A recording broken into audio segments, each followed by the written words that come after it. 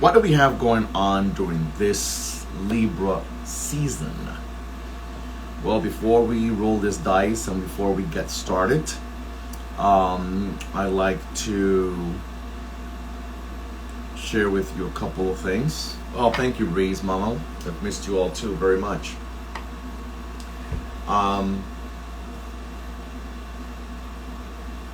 The ancestral healing ritual is going down. Before I forget, the ancestral healing ritual is going down after much debate. I wasn't debating, but I was debating.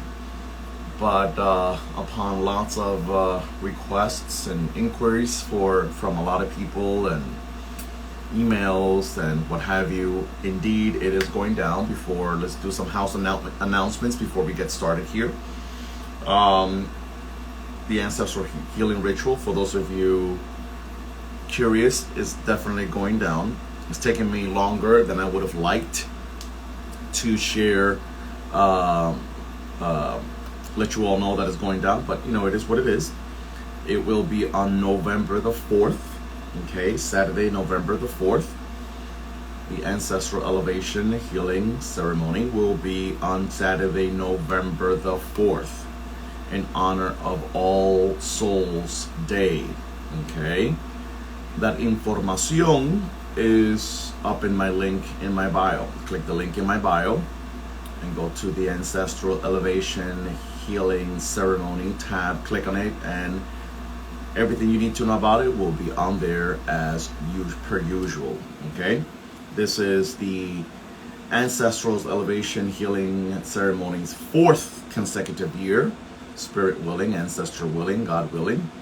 So it is my deepest prayer that you are able to join us this year, whether you've been part of it before or whether you are participating in it.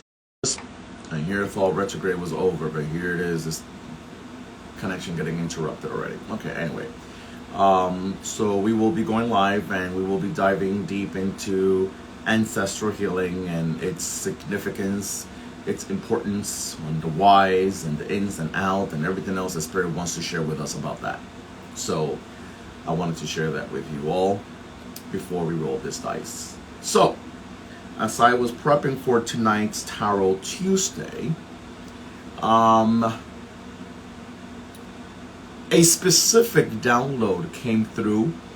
You know me, always attempting to look for our theme, our spiritual, energetic theme for the evening to guide us for the rest of the week.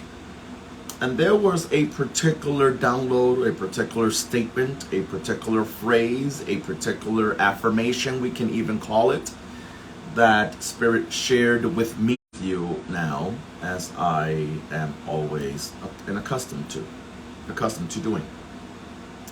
And our phrase, our statement, our affirmation for this evening, for the rest of this week, listen to this carefully. Spirit shared with me earlier today, it says, it starts with me.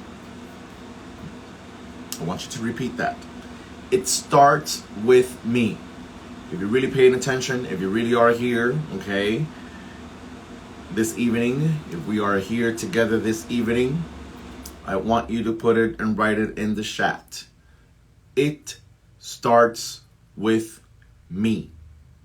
It starts with me. I want you to write it in the chat if you're here, okay? If you're really here, if you're really paying attention, if you really are here for these downloads and this spiritual ancestral communication, I want you to write it in the chat. It starts with me. It starts with me. My background looks a little different, if you noticed today, because I had to move within my office space. I had to move.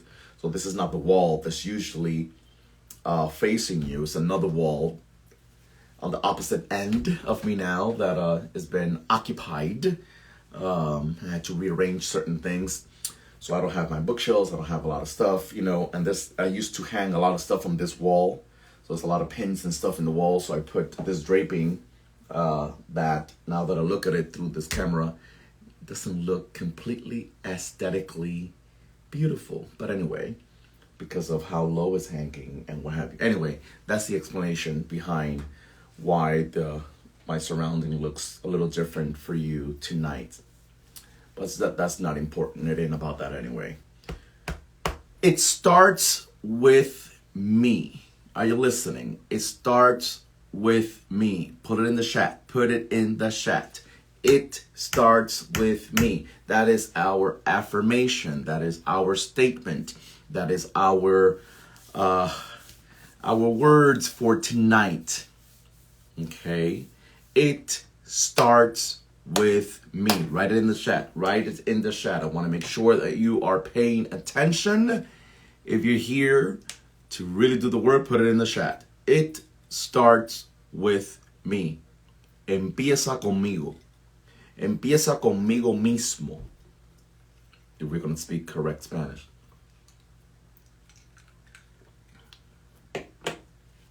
It starts with me. Write it in the chat, my soul family. It starts with me. Write it in the chat. It starts with me. And I sat with it for a minute. I sat with it for a minute.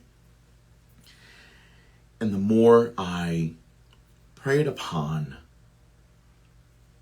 this message, this download, this opening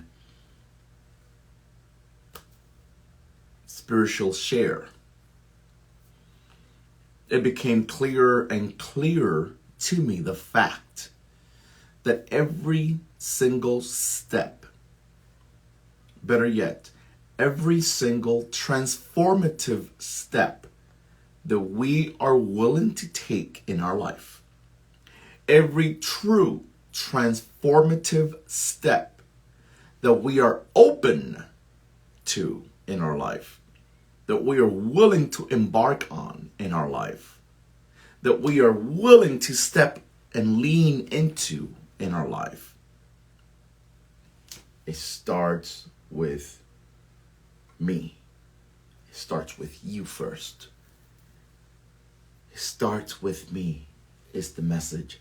It starts with me. You know why Spirit shares with us, me included? Remember, I always say I am never, ever exempt from any downloads that come through. I can be the messenger and also the receiver at the same time. How about that? Okay? Let's not go there yet. I can be the messenger and also the receiver. Let's not go there. It starts with me. It starts with me because Spirit says that quite too often,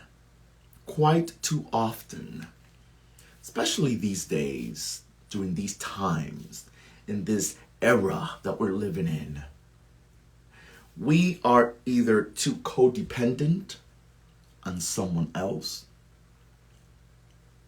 We are too codependent on other things, okay? We are expecting, needing, thinking, wanting, desiring for someone else to do the work for us. We are placing our direct responsibility on somebody else. You put your responsibility on your husband, you put it on your boyfriend, you put it on your mom, you put it on your dad, you put it on your wife, you put it on your whomever it is. Whomever it is. And Spirit wants to remind us that whatever change you are in need of in this time and moment in your life, whatever true change, whatever transformative energy that will ever take place in your life, it starts with you. The problem with that is, if we can even call it a problem, are you ready for this? The problem is that many of us don't have the balls. Many of us don't have the balls. A lot of you don't have the ovaries to be the initiator. To be the initiator of the change that needs to take place in your life. You want to talk about that? Some of you don't have the balls nor the ovaries to be able to become the initiator of the change that needs to take place in your life. Do you hear me? Is anyone listening to me? Are any of you listening? Some of you don't have the balls nor the ovaries to become the initiator of the change that needs to take place in your life. But it does not erase the fact that it starts with you.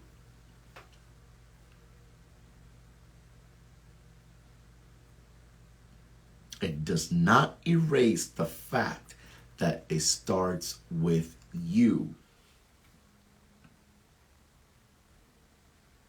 Even your 5-year-old knows it. It starts with you. It don't start with your husband, beloved. It doesn't start with your boyfriend. It doesn't start with your boss. It doesn't start with your daughter or your son. It doesn't start with your next door neighbor. It doesn't start with your sibling. It starts with you. I'll put it to you this way. Some of us who are open to different spiritual practices, whether it's candomblé, whether it's oricha, whether it's Yoruba, traditional Yoruba, whether it's tarot, whatever it is that you are open to receiving guidance, support, and a message from. We go and we get these messages. We go and we get the guidance, or we go and we get the reading, and we go and we get the divination, and we go to the babalawo, and we go to the Ifa priest, and we go to the Tata in Palmdale, and we go to the Oriateo, the Oba in Oricha tradition, or we go to the pastor, and we go to the preacher, and we go to the counselor, and we go to whomever it is that we go to. And we can be told everything and anything under the sky. We can be read all the way down to our butthole, okay? By the guru, by the healer, by the diviner. We could be read all the way down to our butthole. And at the end of the day, okay, it depends on us to be able to initiate the change that we are needing. Yemaya herself can come out of the ocean and speak to you directly. Or Shun can come out of the rivers. Or Batala can come down from the mountain. Okay? Whoever comes from wherever. Chango can come right out of the fire. Okay? And Sasi Seterrayo can come out of the pot. Sarabanda can come out too. Okay? And it does not change the fact that it starts with you, baby. Some of you are receiving, but you're not doing. And it is disrespectful. Listen to me. You may not like the message, but don't kill the messenger here. It is disrespectful to you and everything that walks with you for you to listen, for you to receive, and not adhere. It is disrespectful to your essence, to the breath of life, to your existence, to your spirit guides, to your Ori, to your ancestors, to Mother Earth, to everything that you. It is disrespectful. Now, you and I can sit here as the humans that we are, and we can think of every single justifiable excuse that sounds logic, that sounds and feels real to us in our heart, in our mind, and it doesn't change the fact that it does no good for us to hear, for us to listen, for us to receive, and yet not do anything about it. Now, we know that there could be an array of reasons why we don't budge, we don't move, we don't make the changes. More than 90% of it, if not 100, in my personal, spiritual, professional opinion, it rests on the fact that it hides behind fear. Fear of the unknown, fear of the what if, fear of going back to where you came from, fear of having to deal with old, familiar, unpleasant experiences and circumstances, fear of making a mistake, fear of looking ridiculous, fear of being misunderstood, fear of being ignored, fear of being rejected. But baby, let me tell you something. It starts with you. It starts with you. It doesn't start with mom. It doesn't start with dad. It doesn't start with grandma. It doesn't start with your baby's daddy. It starts with you. Some of you need to be willing to just say yes. Some of you need to be willing to say yes. I will do. I will trust this process. I will trust me. I posted about that yesterday or the day before yesterday, and I'm not going to dive into that. But we trust everything and everyone. We trust everything and everyone but ourselves. We trust everything and everyone under the sky but ourselves. And as I said in my post yesterday, the same God, listen to this. A lot of people may not agree with this, but I'm not here to get an approval check mark from you. The same God that speaks to you is the same God that speaks to me. Trust and believe it is. Whether we call it Jehovah, whether we call it Allah, whether we call it Brahma, whether we call it Elohim, whether we call it Olofin, whether we call it Olodumare, whether we call it Nsambi, whether you call it Bhagavad Gita, whatever you call it. The same God that speaks to me is the same God that speaks to you.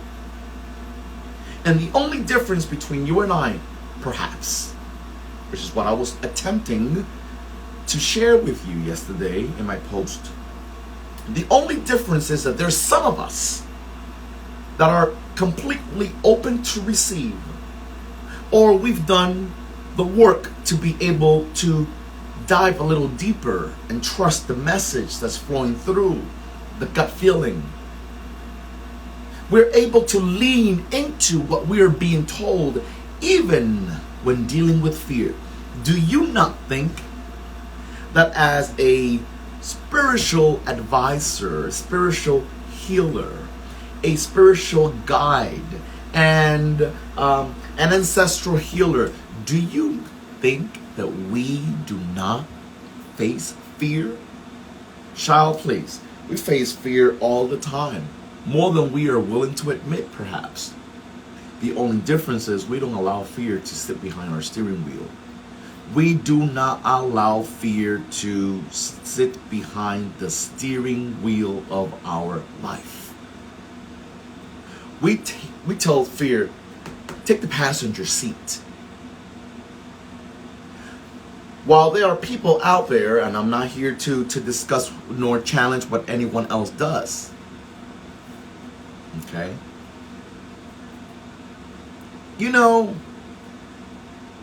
There are people that sell the idea out there of getting rid of fear. And I personally do not agree with that. I do not agree with being able to get rid of fear, because I don't believe entirely that there is such a thing as to being able to get rid of fear. Not entirely, at least. Because fear is going to always stand right beside us every step of the way. But the problem is that we look more towards fear than we do the other side, where there is opportunity, where there is the existence of a positive vibration propelling us forward. Just as there is a negative voice trying to instill the fear within us, there's another voice aside from that one, that we either ignore, reject, or deny.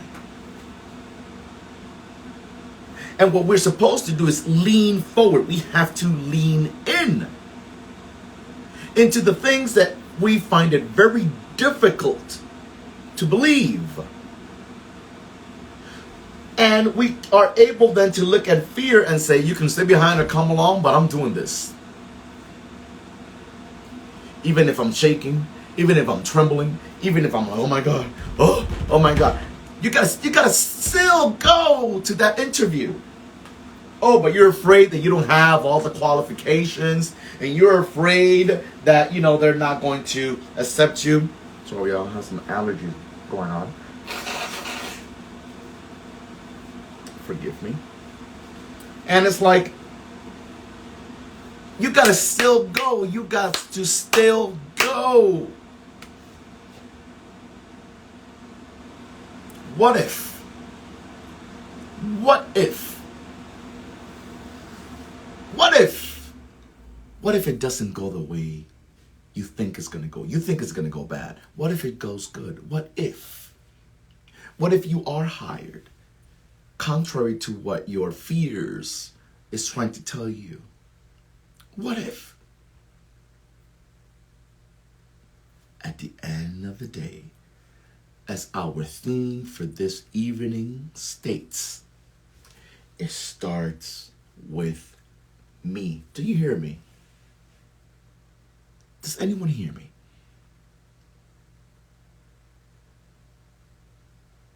It starts with me. And you have to trust yourself enough to know that it starts with you. It does not start with anybody else but you. You need to be the initiator. It starts with you. You need to be the one doing your very best to take your proposal to the place where it will be accepted, embraced, respected, supported. It starts with you. Regardless of how many rejections you got before, it starts with you. It ain't gonna come to you unless you move.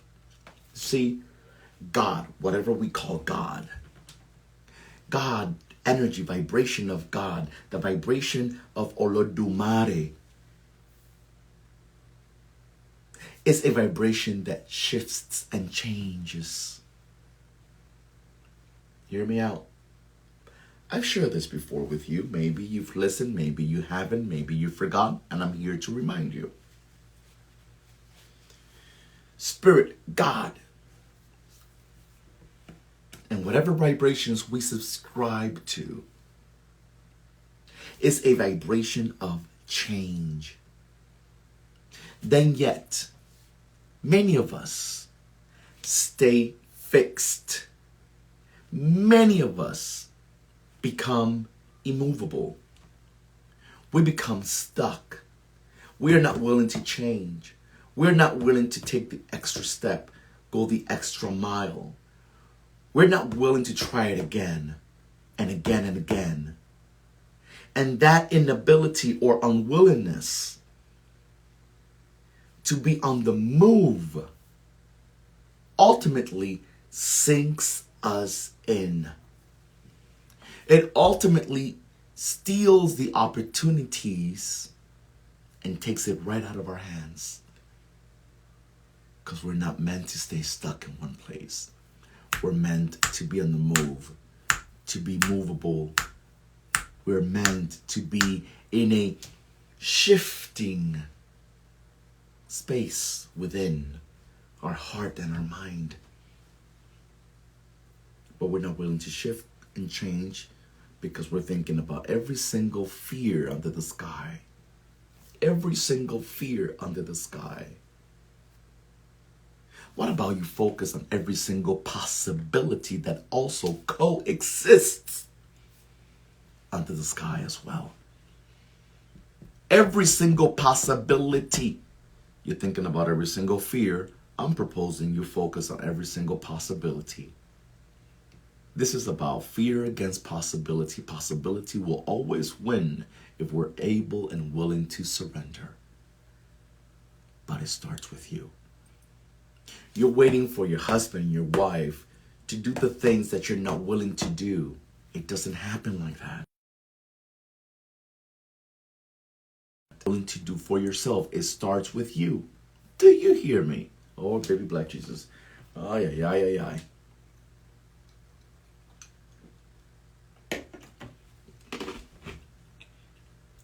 Especially during these times, during this particular time period. In this particular time period, we are expected by the divine to make some moves and some changes. Because let me tell you something, I said it also the other day or yesterday, and I'll say it again.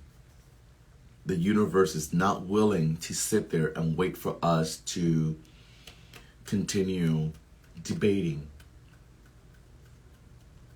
Okay?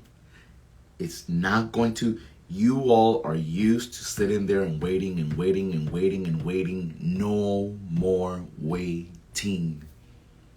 We can't wait anymore. You cannot afford to wait anymore. You can't. Okay? It is imperative. It is imperative that you take that step.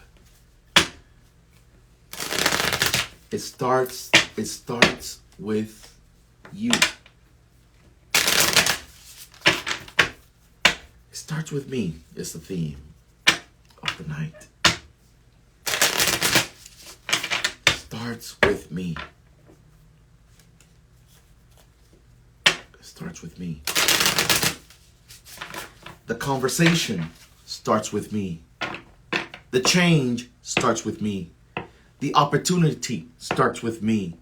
The transition starts with me. The upgrade starts with me.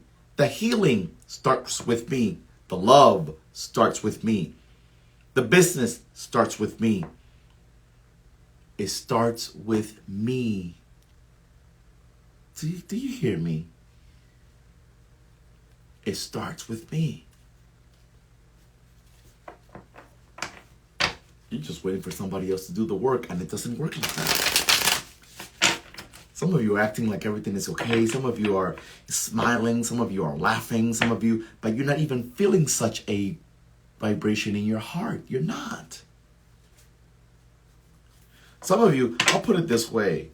How about the fact that there are some of you in here tonight, right this very minute. I don't know who you are, but Spirit knows who you are. Some of you are faking to be happy, and to such a degree. To such a degree.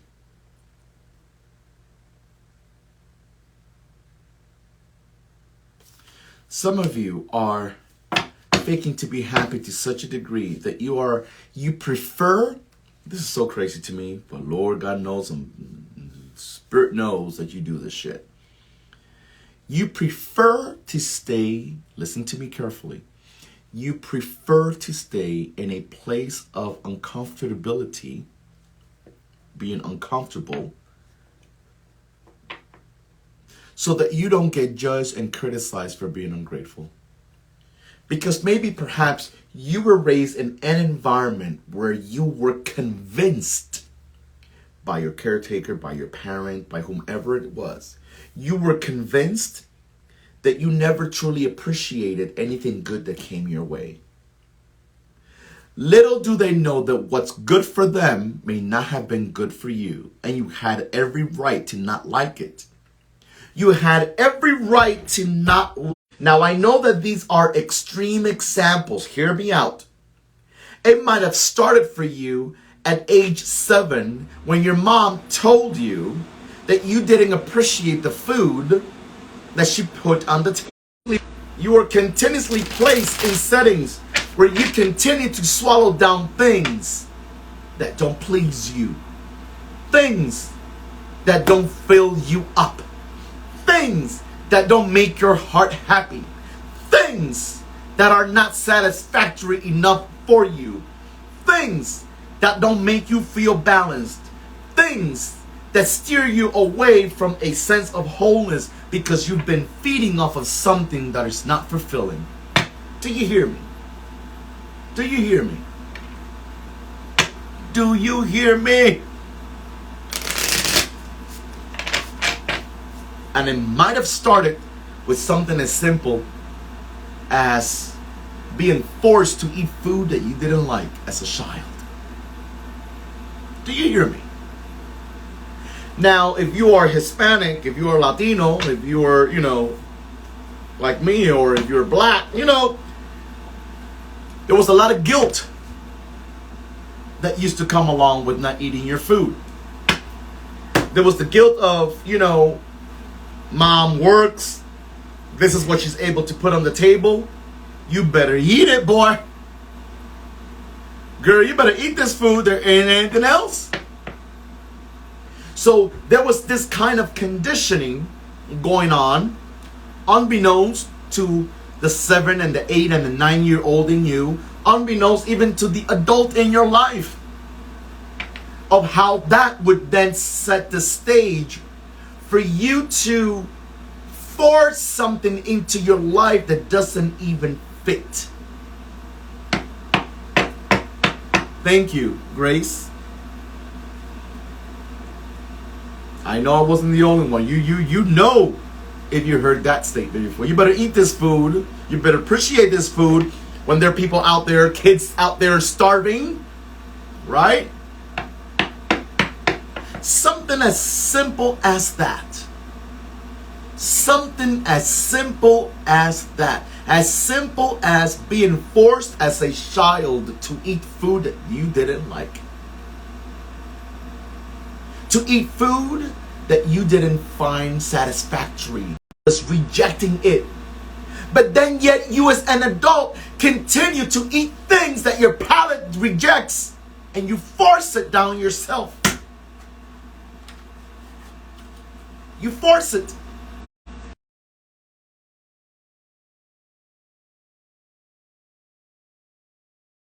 You force yourself to accept that man that hardly ever turns you on. You hear me? Oh, but you better be grateful. You better be grateful. You better be grateful, Mom says. You better be grateful, Grandma says, that he's not cheating on you. You better be grateful that he's paying the bills or he's paying the rent. You better be grateful that he comes home every day. But, grateful. Lord, I don't want to go there. I don't want to go there. I don't want to go there. Spirit, I don't want to go there. We can debate on what grateful is and what grateful is not. What gratefulness is and what gratefulness is not. Because there's just no way in hell or in heaven or on earth that you now as an adult, if you go to a restaurant or if you buy food, if you go to someone's house to eat, 9 times out of 10, you're not going to eat something that your ass don't like. You're not going to eat something that your ass don't like. They're not going to make you eat something that you don't like, right? So why are you eating that situation with your mother? Why are you eating that situation that you're dealing with in your, I don't know, in your congregation at church? Why are you eating that situation with your boyfriend? Why are you eating that situation at work? Come on now. Come on now. Do you hear me? Oh, because you got to be grateful? Oh, because you have to be appreciative of the fact that you at least have that? How about the fact that you just don't want it? How about the fact that it's okay to not want it? How about the fact that it's okay to not want it anymore? You might have wanted it 5 years ago. You might have wanted it 10 years ago. You might have wanted it when it started 12 years ago. By 12 years in, you don't want it anymore, and it's okay, and it doesn't make you ungrateful. It doesn't.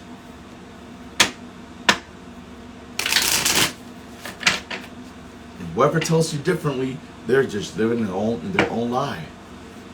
And that's okay if that works for them. But why should it work for you? Do you hear me?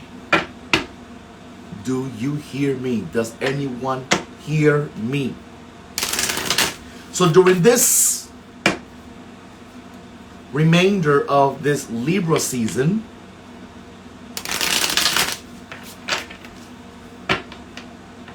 you might have been married for 40 years, but it don't mean it has to be going for another 40 years while feeling unfulfilled.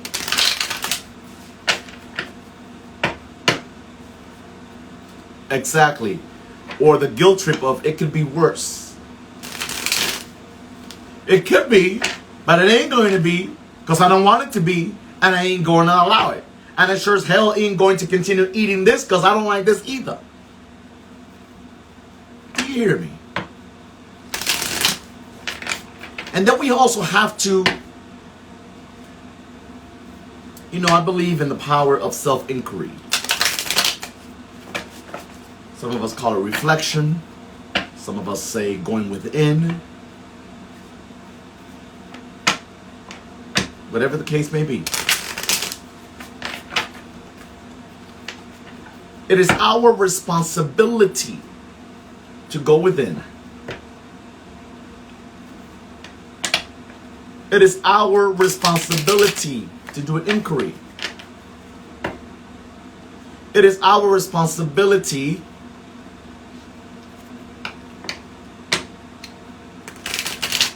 to do, what's that called? Inventory within our spirit.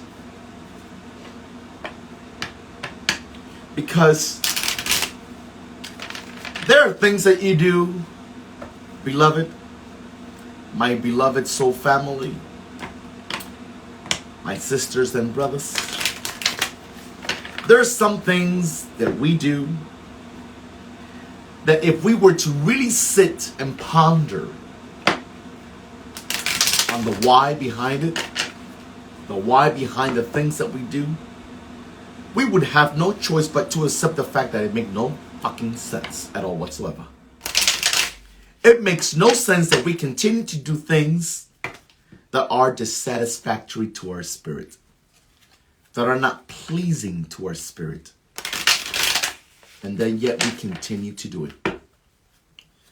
This is where we have to then attempt to understand if these are things that I created, or if indeed there are some ancestral issues behind it. My mom taught me to do this way. Her mom taught her to do things that way. Her mother's mother taught her to do things that way, and that's the way I do it. That's an ancestral pattern. And certain ancestral patterns that are not in alignment with our highest and truest self, we need to be open and willing to challenge it. We have to. We have to be willing and open to challenge it. And it is not disrespectful to mom and dad and grandma. It is actually respectful to your inner spirit. It is respectful to your own inner divinity, the divinity that lives within you. And you have the sole responsibility to challenge what feels normal, what feels like is part of your day in, day out, but it doesn't sit well with your inner spirit. You have to be willing to challenge that. Where does this behavior, where does that mentality come from? Why am I doing things that go against my highest and best good, and then yet I continue to do it? That's an ancestral issue. Your mom taught you, the community that you were raised in taught you, your father taught you that, granny taught you that, auntie taught you that, whichever the case may be. But just because they did it doesn't mean you have to do it.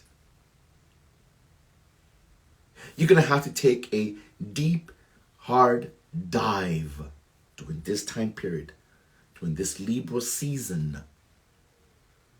Take a deep, hard dive into the things that just don't feel good within you. It just doesn't feel good. If it doesn't feel good, you should not continue to eat it. Don't you know that when we eat things that are not good, it causes digestive issues, right? We all know this, we don't have to be doctors. We don't have to be medical doctors to understand and know that when we eat things, physically, eat things that does not sit well with us in our body, it causes digestive issues. See or no? Yes or no? That's very plain and simple, very logical, very, it doesn't take a genius to figure that shit out, right? Are you with me? Yes or no? Isn't this true? These allergies are driving me crazy tonight.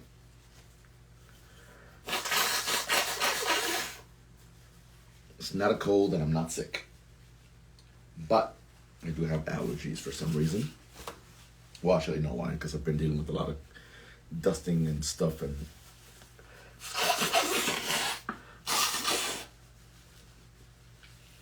forgive me. God knows I detest that sound. So, right? So therefore,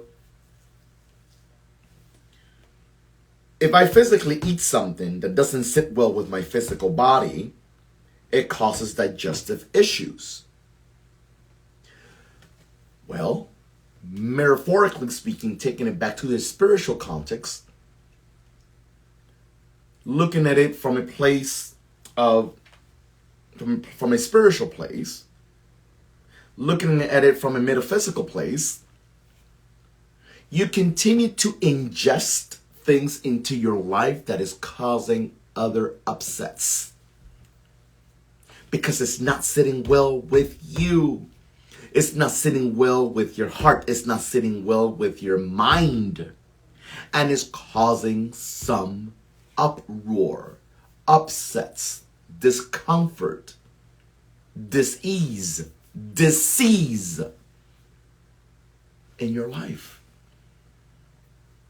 You continue to ingest things emotionally, mentally, energetically that are disturbing to your inner spirits. And then we sit here and we wonder, why is it that your life has not gotten any better? Why is it that those opportunities that you're so fervently waiting for have not arrived? Well, what is it that you are ingesting around in your life?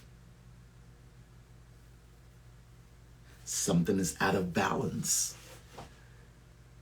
And it is your responsibility to bring it back to balance. You have to bring it back to balance. If I ate something and it didn't sit well with me, and it caused some, a stomach ache, digestive issues, what do? I either don't eat that thing again, right? That is usually the most intelligent thing to do, not eat it again, or not eat it in the way it was prepared that time, or I won't eat it from that same kitchen again, right? These are all the things that you and I do because it's common sense to do these things, right? Well, why don't we apply that to every other area of our life? You keep eating from the same kitchen that is intoxicating you. You keep eating from the same table that's making your heart sick. You keep sleeping in the same bed that's tormenting your mind. Yeah. Let's see, on that note, what is our opening oracle cards for tonight. Do you hear me?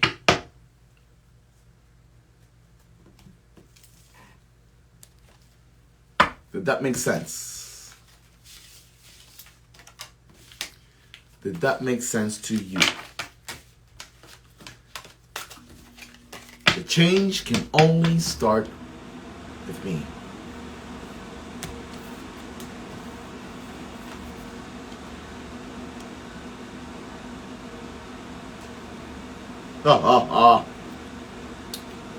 From this deck, we have the chameleon. Adaptability, shape-shifting, and conformity.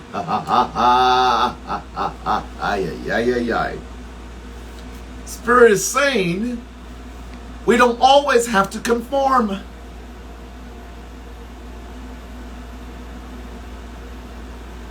It also talks about shape shifting.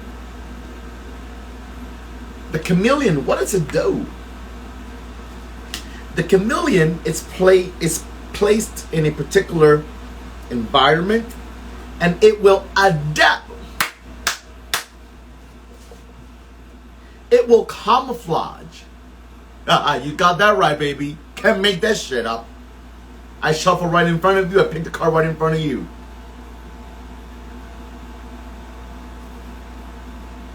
It adapts to the place where it's at that moment.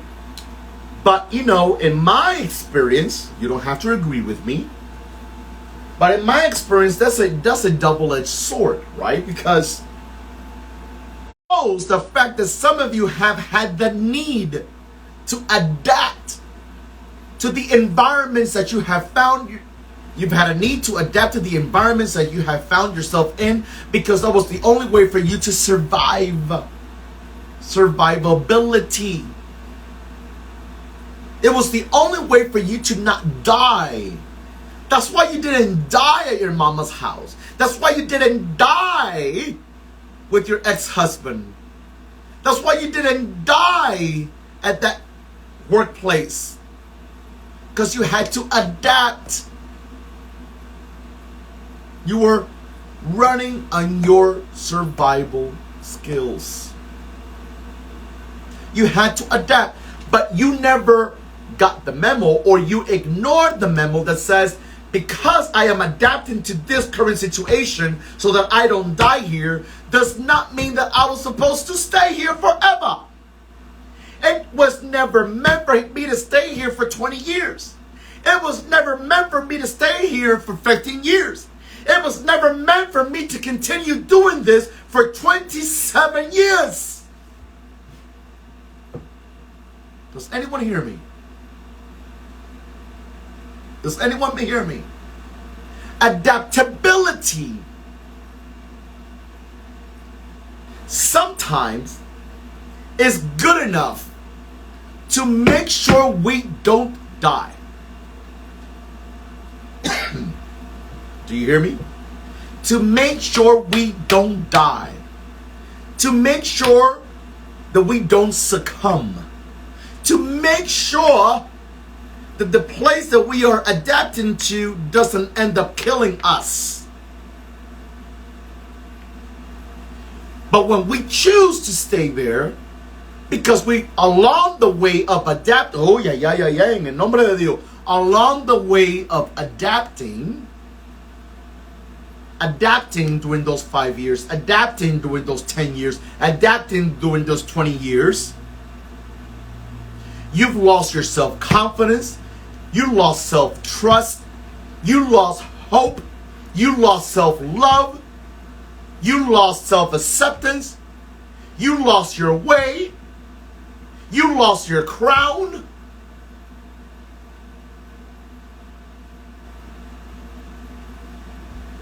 Now it's time to shift.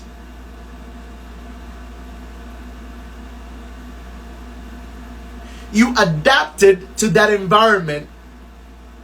For whomever this message is for, you adapted to that environment for those X number of years, and you didn't even do it for you. You did it for your son, you did it for your daughter, you did it for your children, you did it for your mama, you did it for somebody else aside from you. You did it for somebody else aside from you. Well, how about that? This is the moment in time for us to challenge the things that we have become accustomed to. Come on now, somebody. Does anybody hear me? Is there anybody out there listening to this download? We haven't even started yet. Are you listening? So tonight we started with our theme, right? And the theme is, it starts with me. It's interesting, right? It starts with me. It starts with me. It starts with me. Everything starts with me. With you. It starts with me. No one can bring about that change other than you. It starts with me. Going into that other job starts with me. Applying to a new job starts with me. Buying a home starts with me. Accepting love starts with me. Releasing fear starts with me. Giving myself a new opportunity starts with me. Setting my boundaries starts with me. Rejecting the things that don't really serve me no longer starts with me. Everything starts with me. Everything starts with me. Right? Then Spirit took us down the route of metaphoric explanation of the fact that some of our conditionings started when we were a child. By something as simple as being forced to eat food that we didn't even like. And we were emotionally, I'll add that to the notes, we were emotionally manipulated into eating that food that we didn't like, because we were told that we were ungrateful for not wanting that food, because there were other children out there that didn't have the plate to eat, and that we should be grateful enough for the fact that we even had that food. But that was the stepping stone, was the foundation, that was the ground level upon which we build other behaviors that allowed us in our adulthood to continue dealing with people and places and situations and ingesting things that weren't good for us. Out of fear of being called ungrateful, out of fear of being rejected, out of fear of being ignored, out of fear of being abused, verbally, mentally, emotionally, physically even. And we kept ingesting things, even though we didn't find it to be pleasing, appetizing, fulfilling. We kept eating them. Which is why so many people have stayed in relationships that never truly turned them on. And then it became to the fact where you started to become the sacrificial lamb. The sacrificial lamb. sacrificing yourself for your son, for your daughter, for the children, for the family, for this, for that, while still ingesting things that were never pleasing to your heart, spirit, mind, body, and soul. And some of you have been in that boat for years. Years. Then we pulled some oracle cards to open up for the night. And what do we have? We have the chameleon. We have the chameleon. Spirit don't lie, people. Universe don't lie. The universe does not lie. Us humans lie, but the universe does not lie. This is live, so you can't fake this shit. Okay? This is live. Okay? There's no AI here manipulating anything. This is in the live. And we always get to see how spirit builds a story from beginning to end. Do we not? Wow. It amazes me. And the other oracle card is called memory. It's called memory. Let's see what the author says about memory. Memory. Ay, man. Memory is a delicate thing. It weighs as much as a feather, and it is just as fragile. Wave the feather one way, the glimmer of the moment it captured appears as accurately as if it just happened. Dance the feather in a different direction, and the memory fades or changes. The details growing dim and dull. Flames rise from a golden bowl. They burn, distorting anything they touch. The heat warping the surface. Moments affected by the flame bend and buckle, turning into something less than they were. Details fade. The mind fearful of holding on to what was once true. Hold on to the truth by placing it into service to the future. You hear me? Meanings. Be mindful of the memories you desire to keep.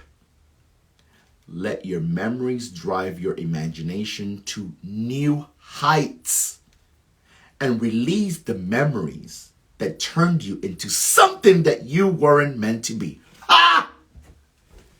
We can't make this shit up. Did you hear that? Wow. In the name of the baby black Jesus. Did you hear that? Did you hear that? Did you hear that?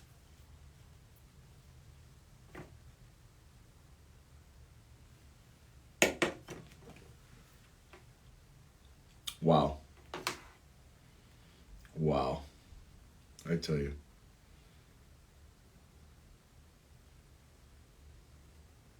Wow.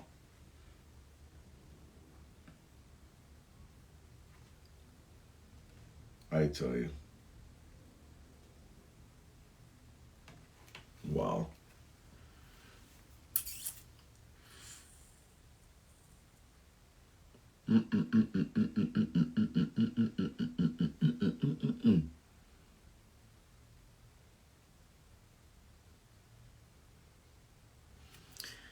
Anyway, let's roll this dice. I really want to say I don't plan to be here too long, but every time I say that, Spirit kicks me up the ass, and I end up being here 2 hours, even though I don't want to. But let's just go with the flow. I'm going to try to allow it to flow as swiftly as possible, because I believe that everything that needed to be said was already said. Everything that needed to be said was already said. You get what I mean? Everything that needed to be said was already said. Whew. So, Aries. Aries, are you in the house tonight, Aries? Aries, Aries, are you in the house? Aries, are you in the house?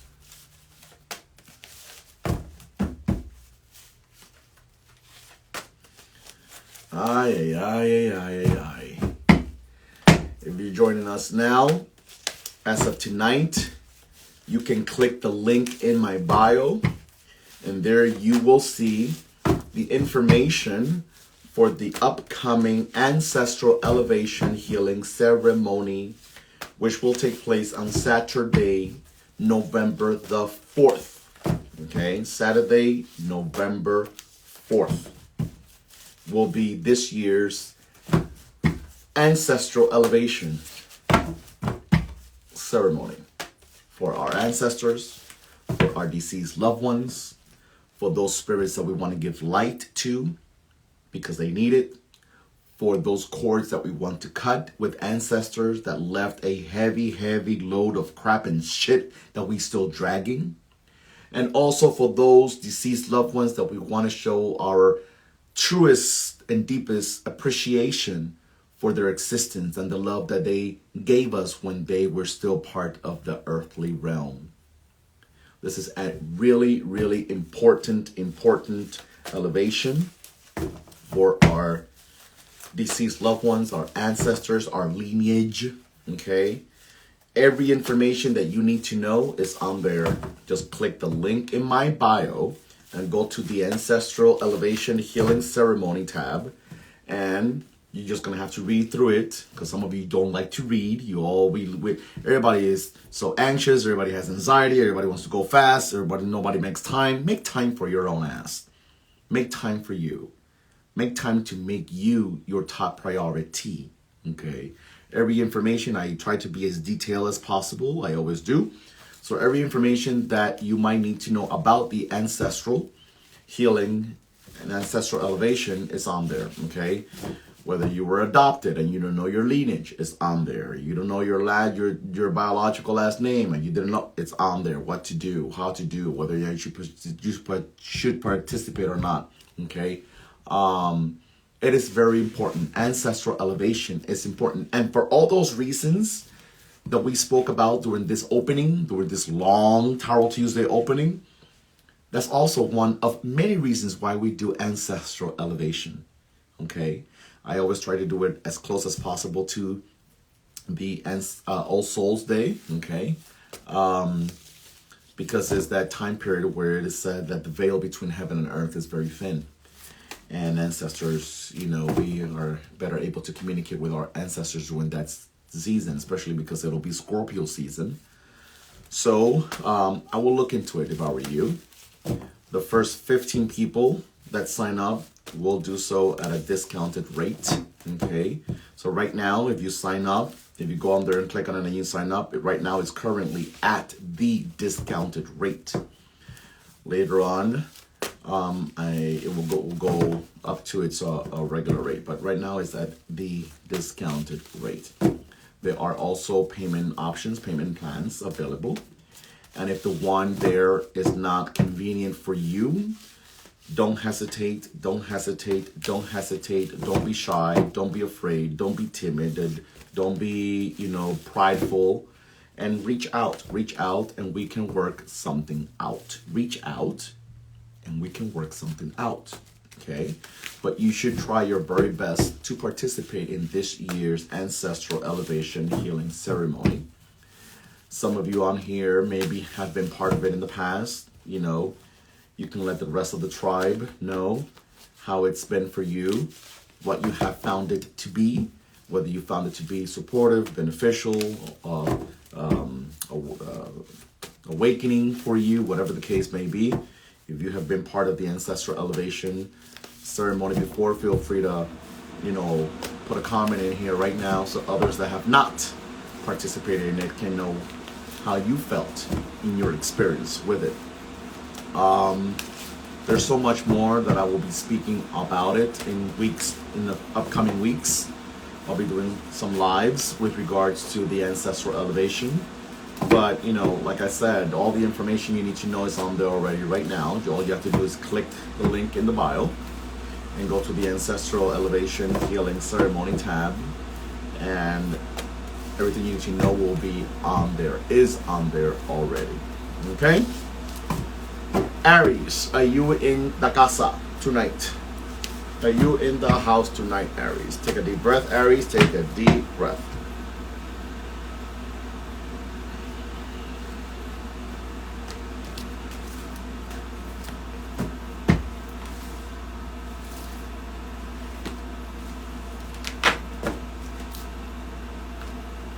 So, we have the Four of Pentacles, Aries.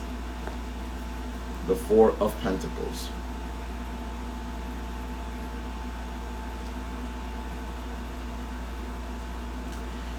You know what could be hurting you. If it's not hurting you now, you need to be cautious to not fall into this kind of behavior so that you don't hurt yourself in the future. And that is issues with control. Issues with control. Issues with control. Control could be affecting you financially. Control could be affecting your prosperity. Okay? It could be affecting your prosperity from a place of you needing to do everything. You needed to be on top of everything. You wanted to do things only your way. You not being open enough to give or receive or both.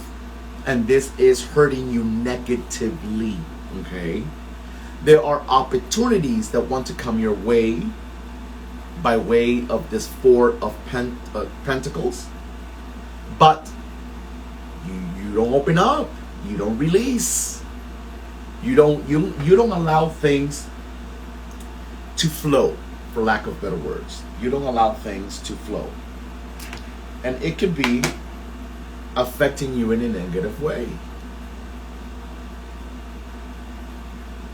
So the power, the control that you want to have or seem to have or think you have on Earth right now, because this is an earthy vibration.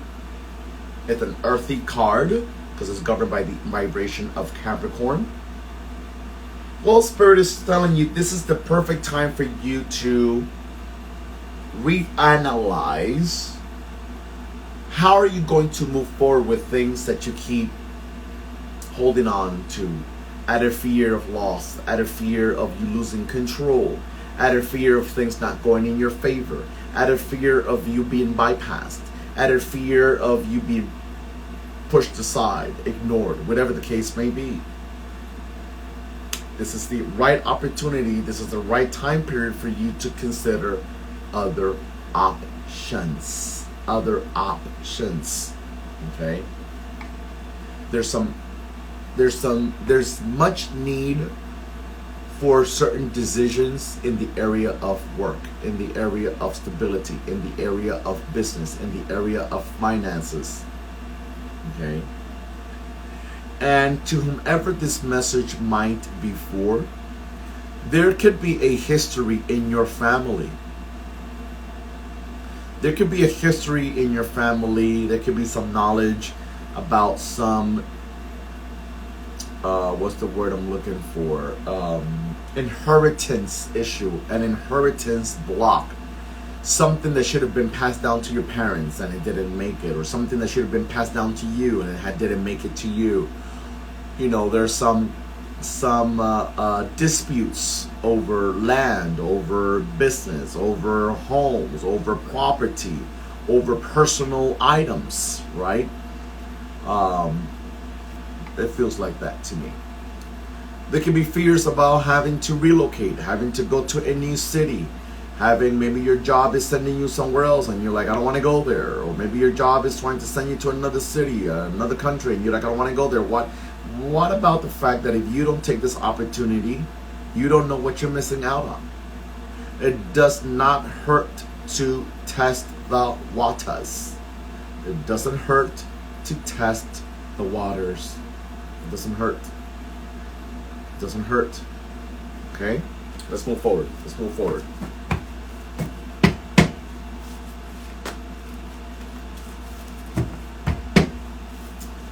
Ay, ay, ay, ay, ay. Taurus, are you in the house, Taurus? Is Tauro in the house? Taurus sun, Taurus moon, Taurus rising. Are you in the house tonight, Tauro?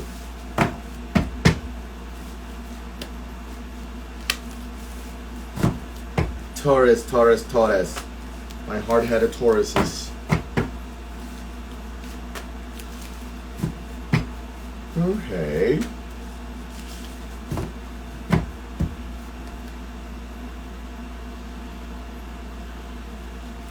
Take a deep breath, Taurus.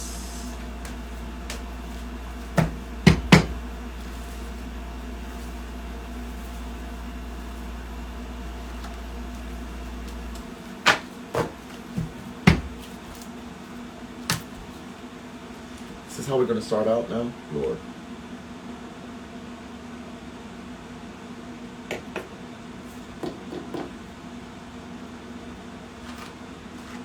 Or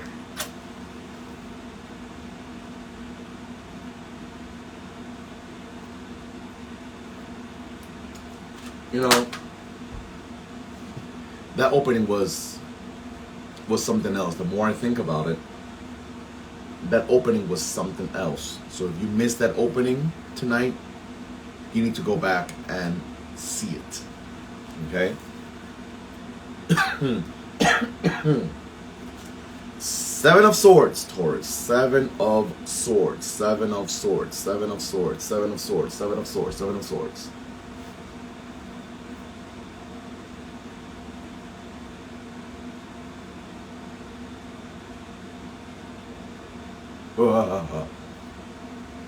So, right now you might be in a position where you feel challenged, to say the least. You feel somewhat uprooted. You feel in fear. You are putting on a show. You're putting on a mask. You are acting like things are okay. You are making people around you, feel like things are okay because you are trying your best, let's just say, to act as normal as possible.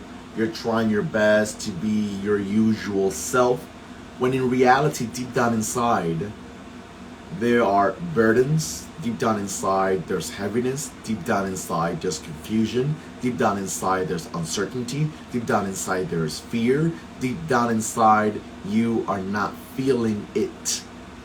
Deep down inside, you feel off. You feel disconnected. You feel bombarded. You feel confused. See or no? Does this make sense to any of my Taurians in the house tonight? You feel conflicted. There's inner conflict. And what this particular card is conveying to you tonight, especially with the understanding that we have with tonight's opening oracle card and our opening message, our theme of tonight, it starts with me. Okay? Well, what is it that needs to start with you right now? What is it that you have the power to initiate? What is it that you are the one that needs to face? What truths needs to be faced by you and by you only? No one else can do it for you, correct? That is our theme of tonight. It starts with me. And in the process of you making certain decisions in the next couple of weeks, hear me out. I'm getting a download and I don't want to miss out on it. And I don't want you to miss out on it either. Pay attention. Okay? I know you're multitasking, but pay attention. In the next couple of weeks, you will find yourself needing to make certain decisions that are very uncomfortable for you. And these decisions is going to put certain relationships in your life in jeopardy. A relationship with a significant other, a relationship with a family member, a relationship with a best friend, a relationship with whomever, or maybe is the relationship with the old self. Do you hear me, Taurus? The relationship with your old self. What you cannot continue to do. You know how we say sometimes you gotta fake it until you make it? Well, that doesn't always apply in every single situation. It doesn't. That's the truth. You can't continue to fake it until you make it when you have not been making it, and it's been years and you haven't been fucking making it. So this is where you're gonna have to shape shift, and you're gonna have to question your adaptability, how you have chosen to adapt into certain environments that have not been helpful for you emotionally, energetically, mentally, spiritually. And you're going to have to make decisions. Don't be afraid of whomever says, I don't want to talk to you anymore. Don't be afraid if someone decides to go in a different direction than you wish. Don't be afraid if things that were sitting in a particular kind of way do not continue to sit in that same position anymore. Okay? As we shift change, we leave people behind. We leave places behind. We leave parts of our old self behind. But what we can't continue to do is put on a show. We can't. We can't continue to put on a show. Because you know what's so funny about the Seven of Swords? Funny and not funny at all. It's the fact that the only person in this show that's not happy is the performer. You are the performer. Ooh, that's so deep. You are the performer, and then yet you're not the one being entertained. Everyone else has been entertained by you, but you're not having a good time. You're not having a good time at all. So what the Spirit says? Stop attempting to put up a show. Stop attempting to perform. Stop attempting to make everyone else happy. Stop attempting to want the acceptance. Stop attempting to want the understanding. Some people, you're not going to like this, but let me tell you something. You're not going to like this, but let me tell you something.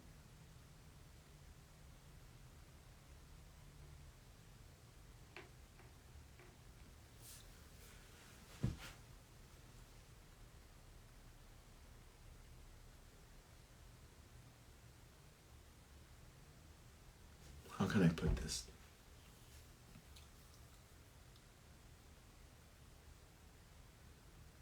Let's just say it this way. How things have stood up until this point will not continue to stand. Take it or leave it. It cannot be the way you want it to be. Not in the same manner, at least. It could be different. It could be in a different setting. It could be in a different location. It could be with different people. It could be with new things. But it cannot continue to be as it was. Because how it was has not been working. It's never really worked when you really look at it. And you're carrying too many burdens, too many load. See, the Seven of Swords to everyone else, the Seven of Swords, when we hear when we hear other people speak about the Seven of Swords, they speak about the Seven of Swords in terms of just one topic and one topic alone, and that is unfaithfulness, cheating, betrayal. And even though this can stand true sometimes, I like to always take it a little deeper. I like to always look at it from a different context. I like to always look at it from a place of what are you cheating yourself about? What are you lying to yourself about? How are you cheating yourself out of what?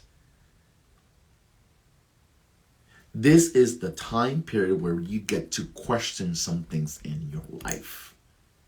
And it starts now. It starts now. It starts now. It starts now. It starts now. Don't be surprised if people that you love deeply fail you, let you down, deceive you. Don't be surprised if you start to discover, uncover, get to the bottom of things that you did not know about your history, about your family, about your marriage, about your union, about your business, about your coworker, about your business partner, whichever the case may be. You got that damn right. Stop eating that shit, basically, as I would say it. This is the end, but it's also a new beginning. It's also a new beginning. What's it going to take for you, Taurus? What's it going to take for you to realize that you deserve more and that it can only start with you? Food for thought. Geminis. Are the Gemmies in the house tonight? Are there any Geminis in the house tonight? Where are the Gemmies? Gemini Sun, Gemini Rising, Gemini Moon. Are you in the house tonight?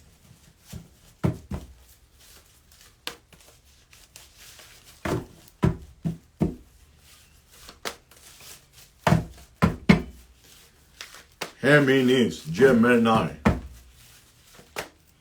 Ay, ay, ay, ay, ay. Gemini. Aries and Taurus, if that message was for you, feel free to show your love, support, and appreciation for Spirit's work via the donation tab. All the information is linked at the bottom of your screen, is pinned down at the bottom of your screen. Where are the Gemmies? Ooh, there's a whole bunch of Geminis here. Gemini Sun, Gemini Moon, another Gemini Sun. Está pasando aquí. Okay. Take a deep breath, Gemini.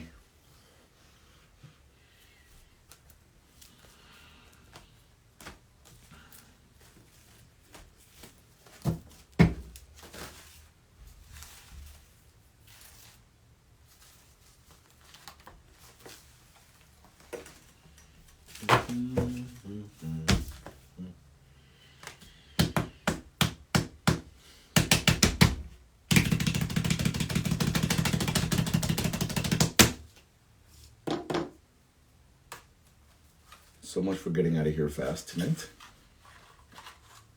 So much for getting out of here fast tonight.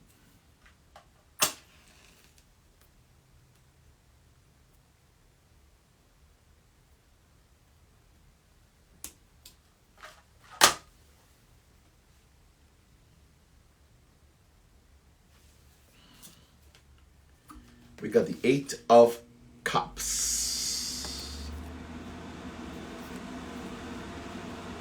Maybe you took a trip this weekend. Maybe you went out of the city to another city next to your city. Maybe you went out of state. Maybe you went out of the country. Maybe you just went to have a sleepover at a friend's house or at a other family member's house. You've left your environment, or you want to leave your environment, or you're thinking about leaving your environment. The question, though, is, what are you really running away from? You think it's your house, you think it's your job, you think it's your relationship, you think it's this, you think it's that, but what are you truthfully running away from? What are you truthfully trying to get away from? Who are you trying to get away from? What are you trying to leave behind? Do you hear me? Because as long as you keep going there, as long as you continue to sleep over at your best friend's house, as long as you continue to take trips, as long as you continue to, go from I don't know, if you're in New York, you go from Queens to Long Island, or from Queens to Staten Island, or from Queens to, Philadelphia. As long as you continue to take trips, you won't be able to hide the fact or ignore the fact that there is something bigger and greater that you're trying to leave behind. There is something bigger and greater that you are attempting to leave behind. Why? Because you're tired. Why? Because you're bored. Why? Because you're exhausted. Why? Because you are disenchanted. Why? Because you are displeased. Why? Because you are uncomfortable. Why? Because you are dissatisfied. Why? Because you're not fulfilled. Why? Because it just does not fucking cut it.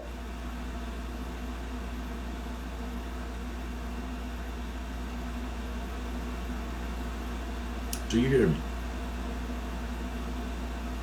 So Spirit wants you to sit your ass down.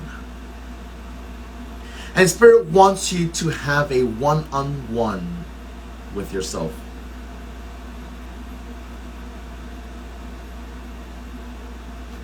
And it wants you to ask yourself, as you look at you in the mirror, it wants you to really ask yourself, what are you really running away from? What are you attempting to run towards? Who are you trying to get away from? Are you trying to get away from dad? Are you trying to get away from mom? Are you trying to get away from your own children? Yeah, you can be honest. You can be honest with yourself if you're trying to get away from your own children because they drive you the fuck crazy.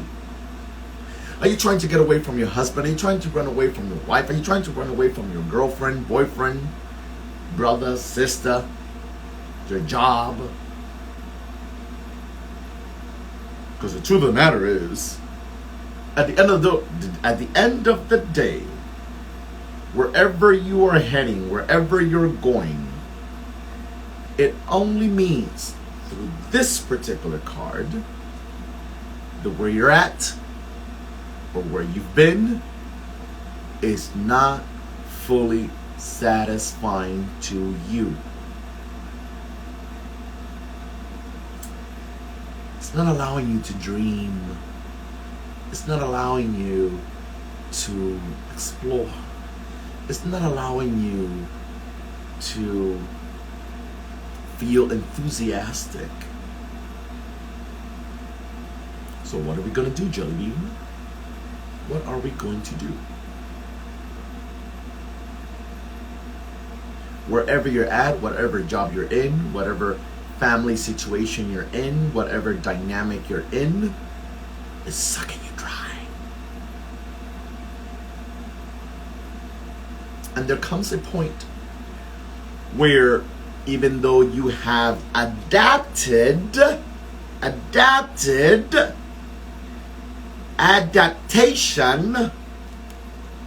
does not equal satisfaction. It doesn't. You hear me?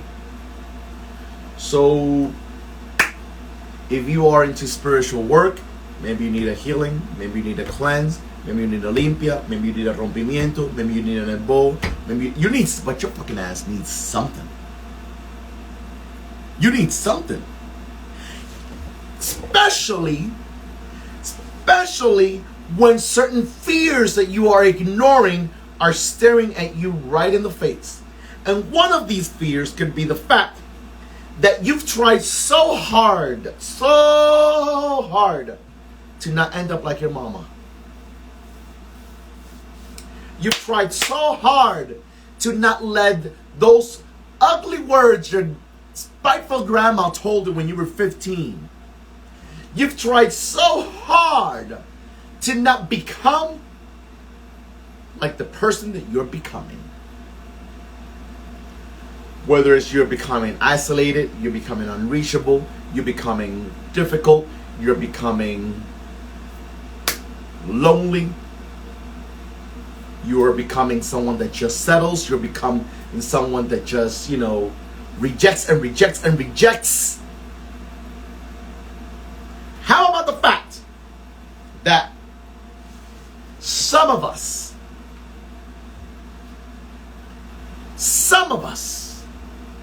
have hide behind a certain talent because that's been the way we've escaped. Escapism. You hear me? Escapism. You escape from your reality by hiding behind your talent. That's why you submerge yourself in the work. You submerge yourself in the talent. You submerge yourself into the family chores. You submerge yourself into the caretaking. You submerge yourself into the parenting. You submerge yourself into being the best wife, the best this and the best that, but you're not feeling your best inside. So what are you really hiding away? What are you really running away from? What are you running away from? What?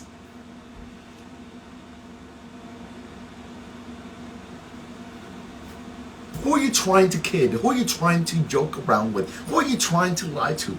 Because you sure as hell ain't lying yourself. You know your truth. You wake up you wake up to it every day, and you go to bed with it every day.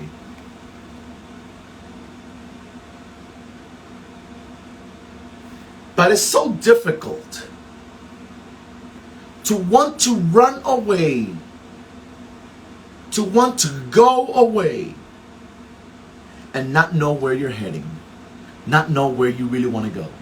And if you think you know where you want to go, it's difficult to run away from what you knew, thinking you want to go this way, but not knowing what you're going to find there.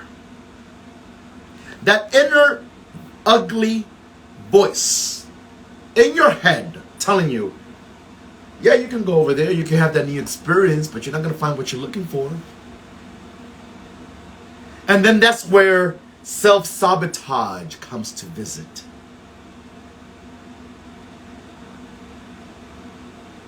Or you start to live vicariously through someone else's experiences. You're happy for your best friend. You're happy for your cousin. You're happy, but you're not happy for you. You're not happy for you.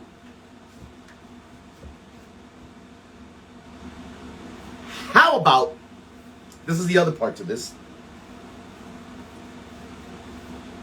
How about the fact that tonight's theme, it starts with me? Because no one can do it for you. Your mama can't do it for you. Your husband can't do it for you. Your boyfriend can't do it for you. Your best friend cannot do it for you. It starts with me. How about, as we said at the beginning of this live, you finally grow some balls. You finally find your ovaries. And you say, you know what? I've been dealing with this and this and this and this and that for this amount of time, but I'm not willing to do it anymore. And you're going to have to be okay with pissing off some people. You're going to have to be okay with other people feeling like you let them down. You're going to have to be okay with being talked about. You cannot embrace a true, authentic, divine blessing without being spoken about, criticized, judged, rejected. They go hand in hand, in case you didn't know. They go hand in hand. The blessing, see, we try to run away from the curse. But the blessing comes along with the curse. Let me teach you a little something. Can I teach you a little something tonight? Can I teach you a little something tonight? Let me see. Let me get 5 yeses. Can I teach you a little something tonight? I'm in the mood to teach you something tonight. Can I teach you something tonight? It took me a long time for me to fucking learn what I want to teach you right now in this moment.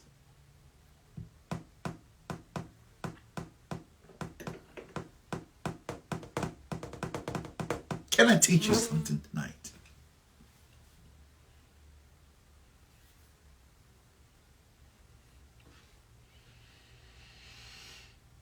Déjame decirte una cosa. Let me tell you something.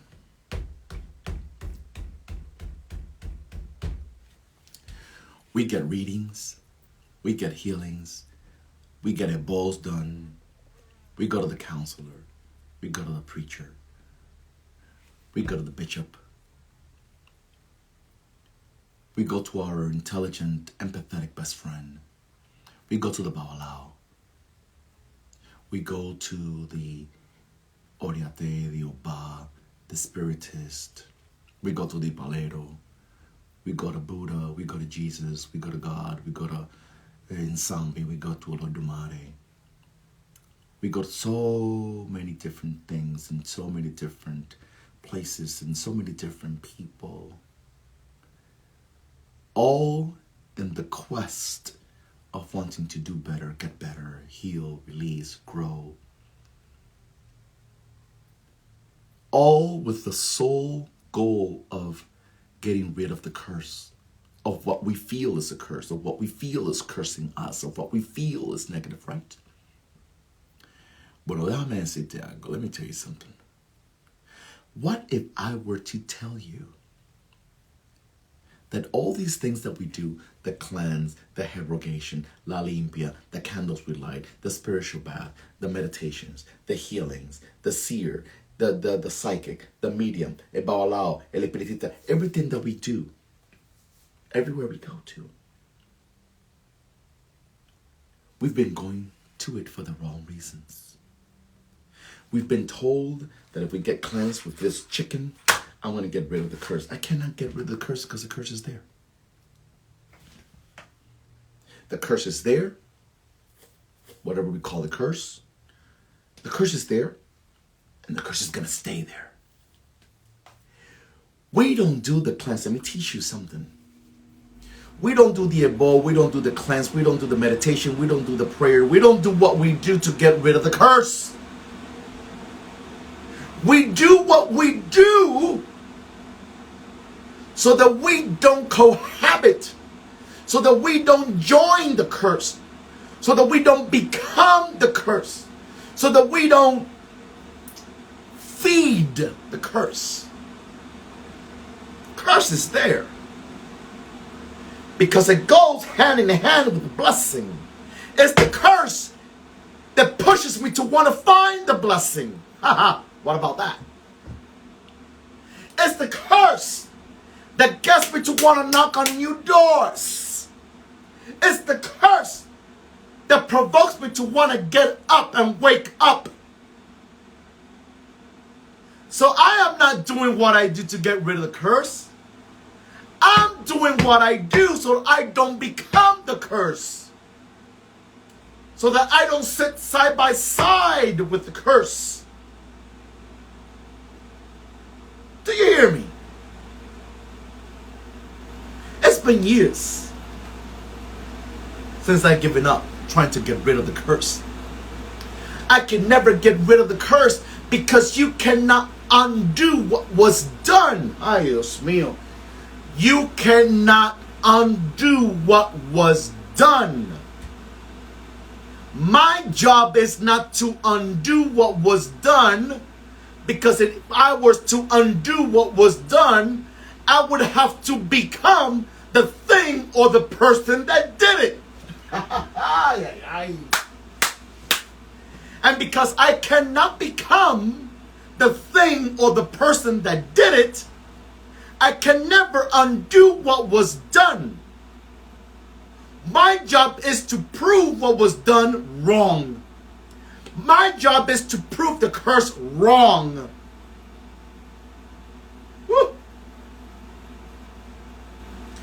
You either got it or you didn't. I cannot undo the curse. You know why I can't, I'm talking about me personally. You know why I can't do the curse? Because I can never become the woman that cursed my mom when she was pregnant with me. I can't undo that shit. I cannot undo that shit. It's not my job to undo it anyway. Because I will never become that woman that wished she would have married my father. I can never become her. I don't want to become her. I never will. Not logically, not intellectually, not realistically, not literally. I can never become that woman. But I became who I became because my mother defied all odds. Because my mother didn't listen to the doctor that said you got to take him out because you're not going to make it. My mother defied all odds when she said, fuck what the doctor says. I'm going to go over here, knock on the door to Babaluaye, to St. Lazarus, and say, listen, if you allow this baby to come, and if you allow this baby to come healthy, if you allow this baby to be who I, as my mother God tells me he can be, I will name him one of your African names, Afimaye, which means St. Lazarus. Many of you already know this story because I've said it 100 times. My mom was not trying to get rid of the curse. She was trying to prove the curse wrong. Do you hear me?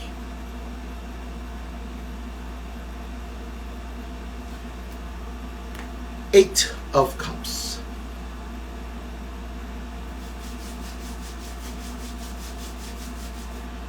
You have to prove all that negativity, all those challenges, all that depression, all that anxiety, all that craziness going on in your life. You have to prove it wrong. You have to prove it wrong by not attempting to fix it. Number one.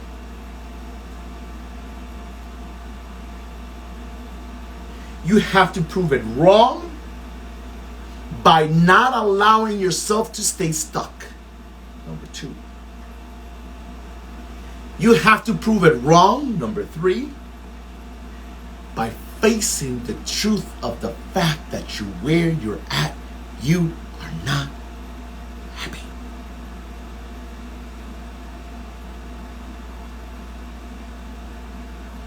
You're not. This will create an uproar in your life, especially when we're talking about relationships, whether they're romantic, whether they're family, whatever the case may be. It will cause an uproar. Well, let me tell you, the uproar, the upset, the discomfort comes along with the blessing. The only difference between some of us is that many of us pay too much attention to the discomfort, to the uproar, to the upset, to the discomfort. And when we place too much attention to the discomfort, to the upset, to the uproar grows bigger. The upset grows deeper. The discomfort grows deeper. And it steals our attention away. Then that's where the depression gets greater. The anxiety gets out of control. The anger goes over the top. This is the people. This is the people that when you really know what you're supposed to do, and I know that this is going to upset a lot of you, and I don't give a fucking shit. This is the difference between the people that always feel like they have to explain themselves versus the one that knows what they're supposed to do, knows what they need to do, and they do it with no explanation. Everybody else is pissed off. Everybody else is talking bad about them. Everybody else is putting them in the gutter. Everybody else is just ripping them apart. But that person kept going. That person was able to marry that other person. They had the baby that they didn't have with your fucking ass. Okay? They bought the house that they didn't buy with you. Okay? They moved to the other city, to the other country that you didn't go to. Okay? While you're still sitting with your girlfriends and your mama talking about the fact how he left you the day before the wedding. He left you the day before the wedding. And even though it was a very fucked up situation, the fact that he left you the day before the wedding, but something deep down inside in his fucked up heart, he knew that that wedding was not going to last. He knew that it was not going to go anywhere for him. He knew that it was not to be a grow old type of situation. And before he was willing to throw himself over the fucking cliff with your ass, he decided to go elsewhere. Now, you and I both know that sometimes there are some shades, because nothing in life is black and white. There are some exceptions to the rule. There are lots of people that look and think that the grass is greener across the street when in reality is different. We're not talking about those people. That's not part of this conversation. So don't get it twisted, because that's not part of this. But what is part of this is the fact that sometimes you just got to know what you need to do without having to explain yourself to things and people that will only try to convince you differently, that will always try to shame you, that will always try to guilt trip you, that will always try to find an excuse to keep you stuck. Whether it's your mama, your husband, your best friend, your brother, your sister, whomever it is. Sometimes there is just no room for an explanation. That's why she was able to pick up her bags. She was able to pick up her things. And when you got home from work, you found nothing. You found nada. Nada. Nada. Nada. You know what I mean, Jolly Bean? Because God came to you. Spirit came to you. Mother Earth came to you. Universe came to you and told you in your heart, it's time to go. It's time to go. Whenever God speaks to you and is telling you it's time to go, because where you came from, there's nothing there that's going to elevate you, promote you, graduate you. When God is the one really speaking to you in your soul, in your inner spirit, and is telling you it's time to go, please don't sit there trying to write a fucking letter. I'm leaving because I don't feel understood. I'm leaving, and it hurts me that it's gonna hurt you. And I don't really want to do this. I don't want you thinking that I am a bad person. Fuck that shit! Fuck that shit! Fuck it! Because it ain't gonna change how she or he thinks about you anyway. You know how much fucked up shit my ex says about me? I don't give a flying rat's ass coyote. I don't give a shit about what she says about me. Okay? As we say in Cuba, me lo paso por los cojones, me lo paso por los huevos, que bastante grande que los tengo. Me lo paso because I don't give a shit. Why? Let me tell you why I don't give a shit. I don't give a shit because in my life, to the vibrations and the energies that I profess, that I render respect to, in my religious faith, Chango, the energy that rules my life in my walk of life, said to me, it's time to end this. And it ends now. And when Chango told me it ends now, it's because my guardian angel knew it wasn't going anywhere. It was not going anywhere. It wasn't going anywhere. And thankfully,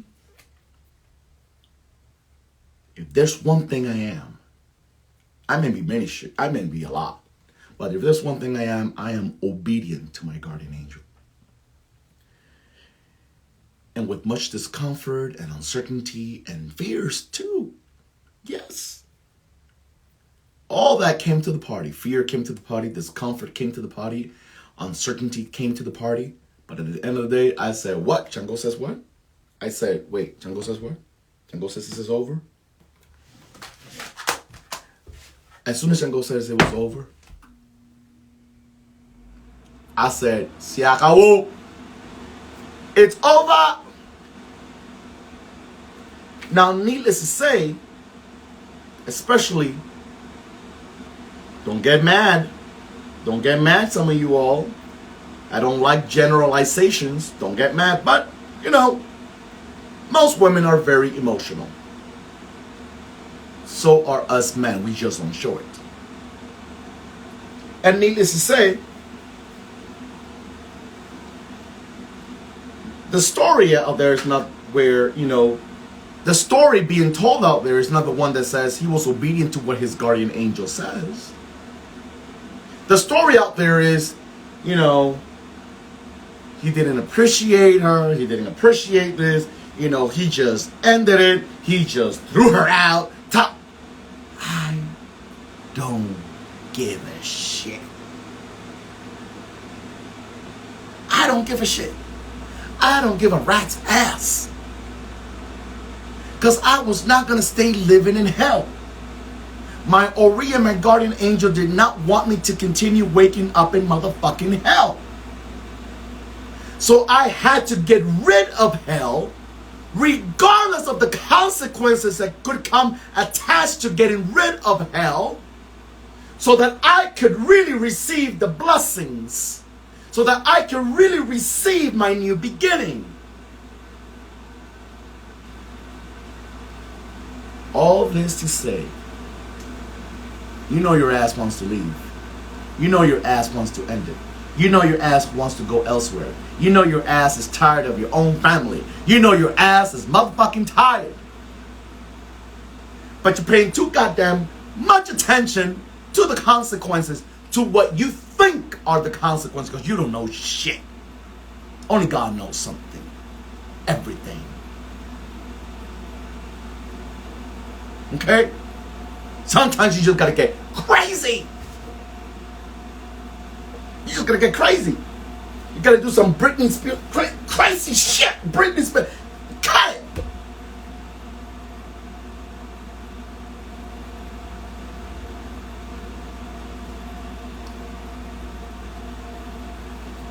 Bank on you. Bank on you.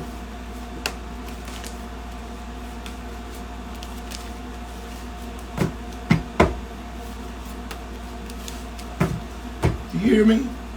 I hope you heard me. I hope you heard me. I hope you heard me. Emil, why? Jessica, Emil, why you all cracking?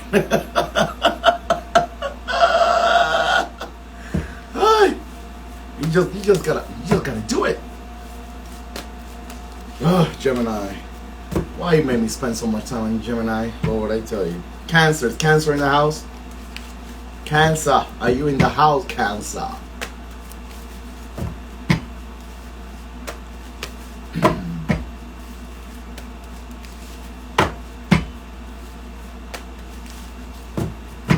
It's Cancer in the house. Cancer Sun, Cancer Rising, Cancer Moon. Gemini, if that was for you, feel free to show your love, support, and appreciation for Spirit's work. The donation is pinned down in the bottom of your screen.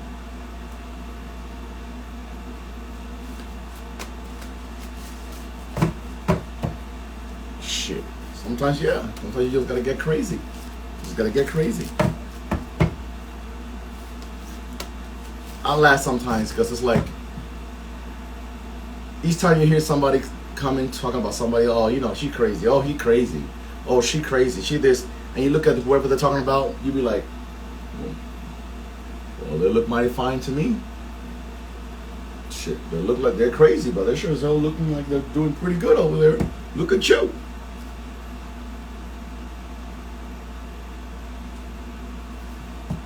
Anyway, I digress. Ay, ay, ay, ay, ay. Ay, ay, ay.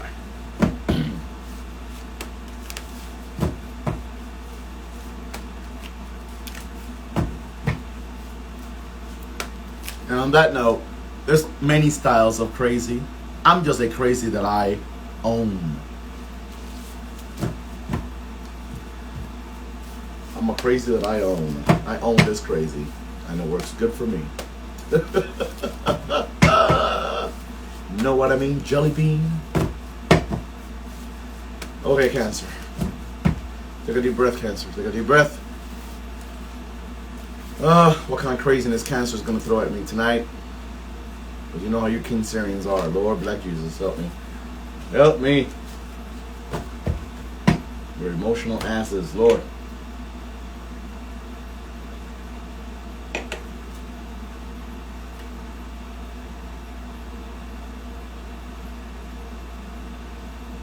What did I do?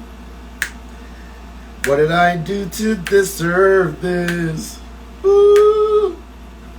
What did I do? What did I do to deserve this? Ay, Dios mío, help me.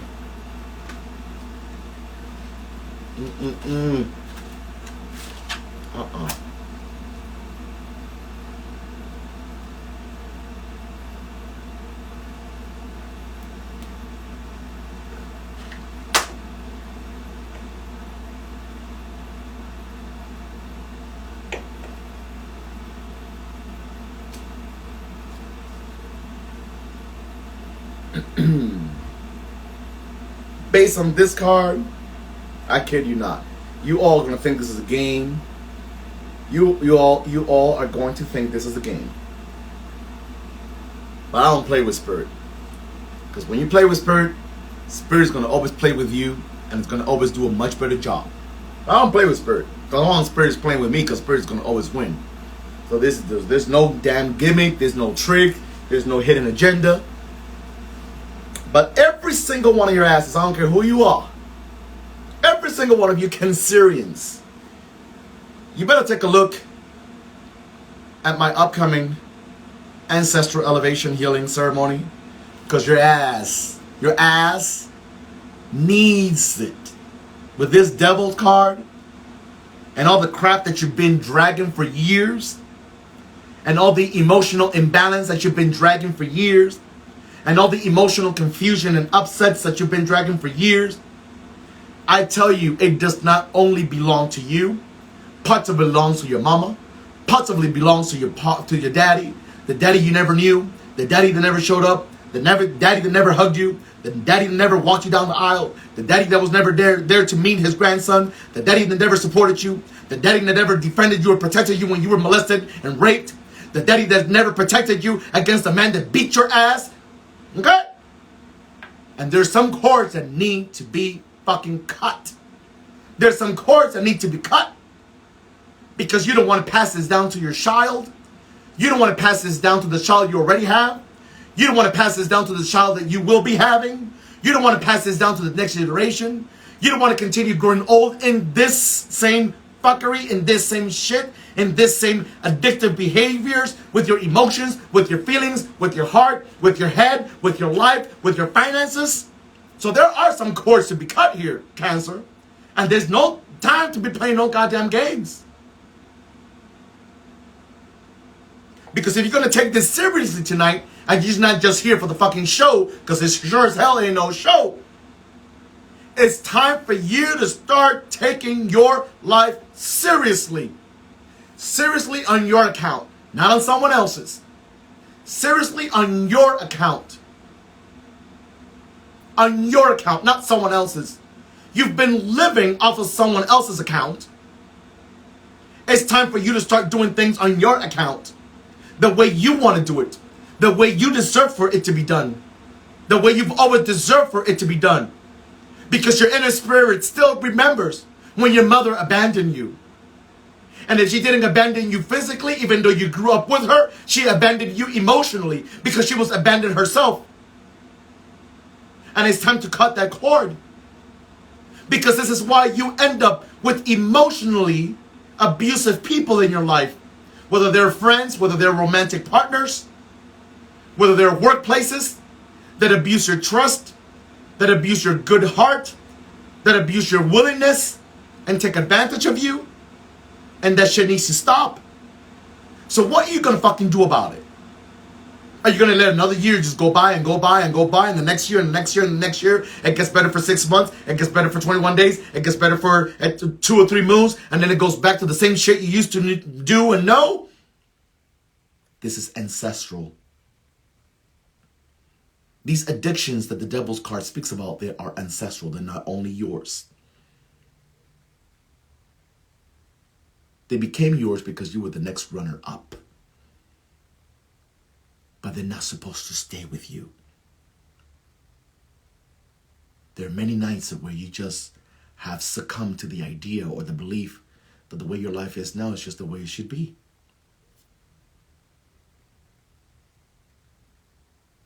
You've been abused in so many different ways and so many different times that you've been convinced that this is just the way that's going to be.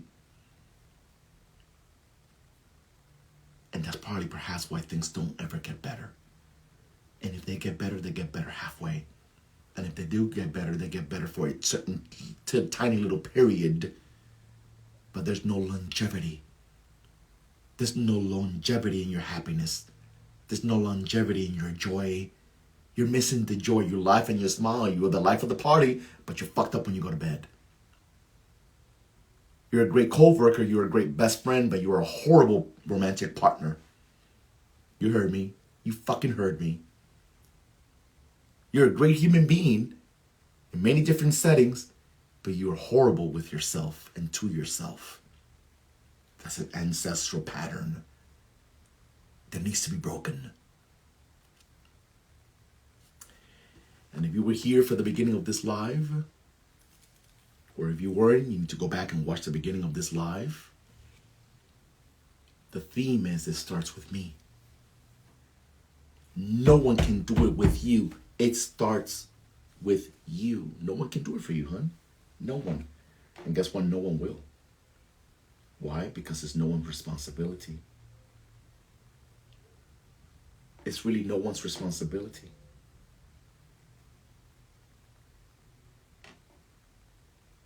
It's no one's responsibility.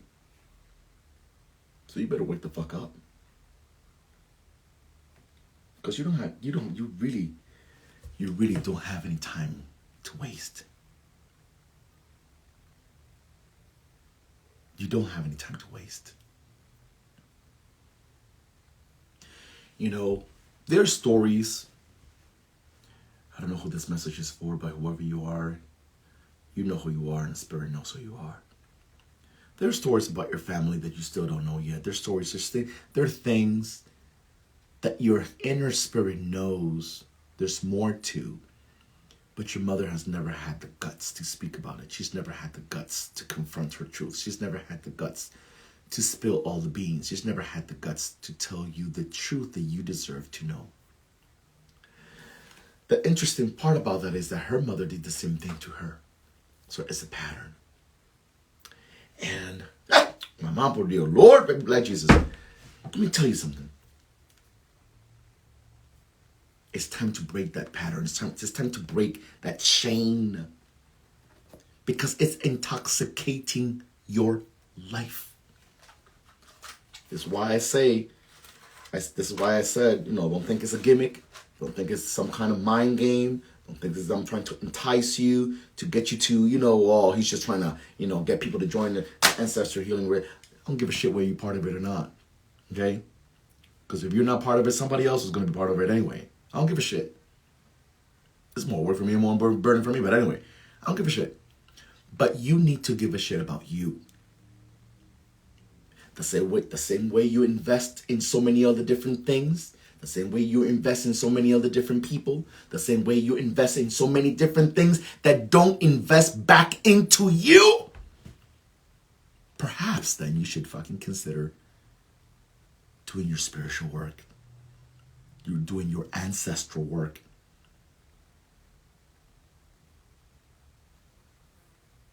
Do you hear me? Because I don't know about you, but this is you're tired. This is you're emotionally exhausted. This says that you've been dealing with karmic behaviors that has not helped you. It has not helped you maximize and grow and be your very best and trust you. You don't trust you. You want blessings, but you don't trust yourself. How can you want blessings and then yet you don't trust yourself to be the carrier of those blessings? Well, that's because you've never been taught to trust yourself enough to know that you are a carrier of blessings.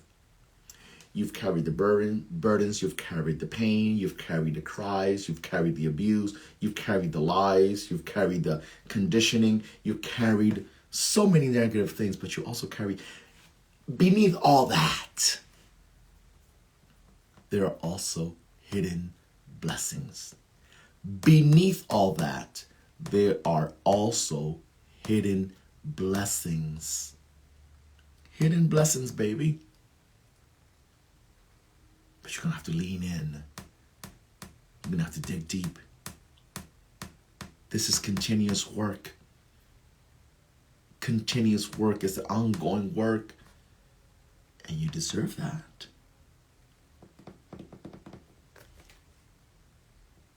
It's time to get rid of people that are, their toxicity around you is just life sucking. It sucks your life out. It's depleting, it's debilitating.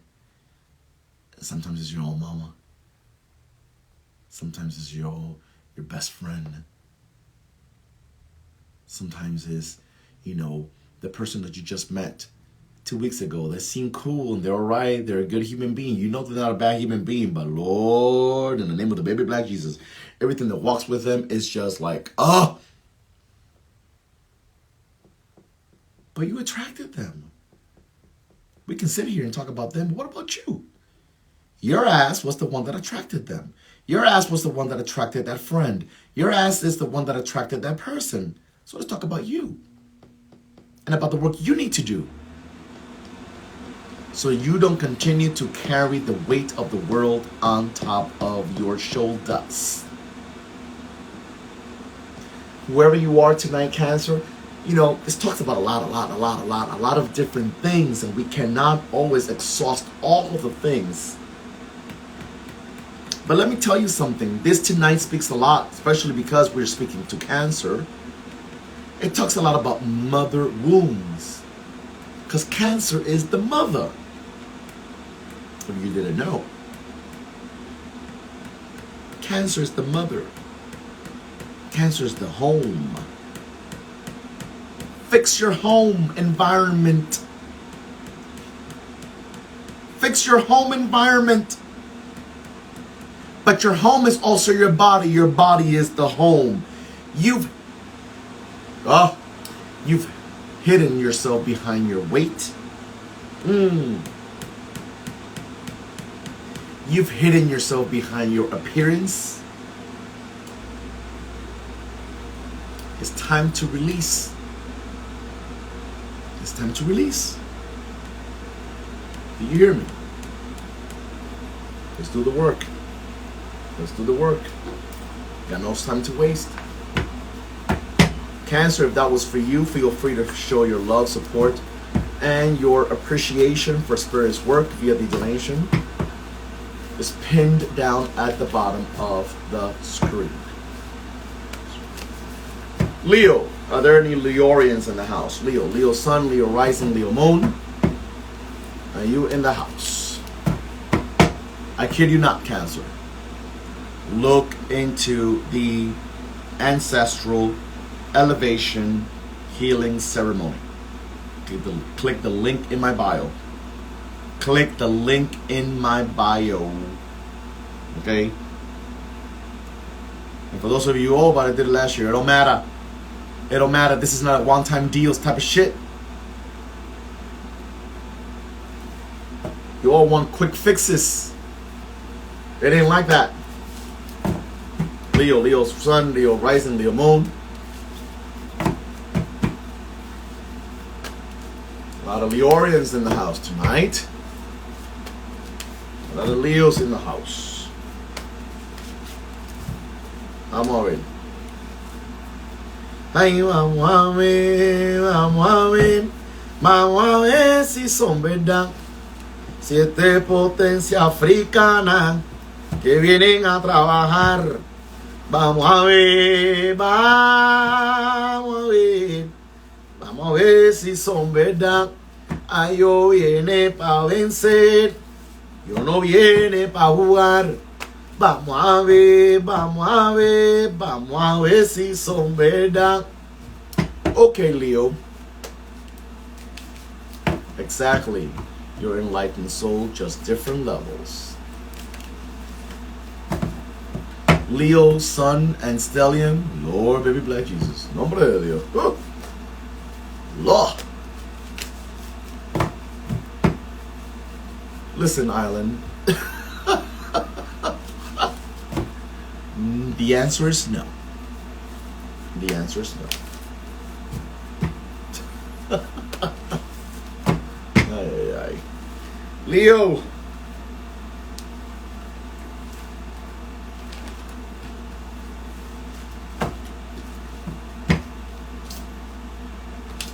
The Emperor, which is another fire card. Interesting. The Emperor. Well, we want to lead. We want to possess. We want to shine. And you have all that it takes to do that. What I would humbly suggest to you tonight, what I would humbly suggest is that you try to analyze, investigate, check out your environment. Because the Emperor loses its power when its environment is not safe. The Emperor loses its power when its environment isn't safe. So I would suggest for you to do an inventory of the people you're keeping around, the people you keep close to you, who's in your circle, the people you confide in, the people you share information with, whether they're small or big, and regardless of how insignificant it might be to you. You got to do inventory. Who was my best friend yesterday may not be my best friend tomorrow, and that's okay. Who I trusted yesterday does not always mean I can trust them tomorrow, and that's okay. Because whether you and I like it or not, people change. People change. You don't like it, but people change. And guess what? Whether or not we agree, whether or not we like the way they choose to change, at the end of the day, they have the right to change. You may not like it. You may not like how they chose to change, but they have the right to change. They have the right to change. And if they change in a way that's not in agreement and it's not in alignment with whom you are or whom you are becoming, then it just means that that is the end of that journey. You think that journey for what it was, and you continue elsewhere. But what's most important to the Emperor, in order for the Emperor to continue being the Emperor, is the environment in which he or she is in. Are you in a place where the people that you cohabit with, live with, share space with, is either trying to undermine you, trying to do a sneak attack, trying to question your every move, trying to change your mind? Who are you hanging around with, Leo? Why is shit not working in your life? Is it because the person that you're close to is the same person that envies your blessings, and that's why the blessings stopped coming, and you don't understand why something that was supposed to be so good ended up being so bad, and you don't understand how this person who you had a third interview with and said they were going to call you has never called, and the person that was so in love with you last month all of a sudden changes his mind? Who are you keeping around that is sending some hidden, invisible, negative vibration your way because they wish they were in your shoes? They wish they had the interview you had. They wish they had the admirer you have. They wish they had the emotional intelligence or the business intelligence that you have. That's why you can't train everyone. How about that? That's why you can't train everyone. That's why you can't recommend everyone. That's why you can't hire everyone. You could be, oh baby black Jesus, oh baby black Jesus. You could be my best friend here in this environment, but it don't mean I'm not going to recommend you for a job. See, that's where you all get it fucked up. You think that because you and I are best friends, we can do everything together. We're going to do everything together, okay? There's no such thing as doing everything together with everybody. It doesn't fucking exist. That's why you all get fucked up when you try to do everything with everyone, because you get along with them, because they're nice, because they're funny, because they're, you know, they're your ride and die. Ride and die don't mean you do everything with everyone. Because even when you really have a true ride and die, you don't take fucking motherfucking showers together and you don't fucking masturbate together. Okay? So therefore you don't do everything together. Do you hear me? There are certain positions for certain people in certain environments. And what I do with this one is not what I do with this one. And they're both my best friends. Do you hear me? Oh, come on now, people. Come on now.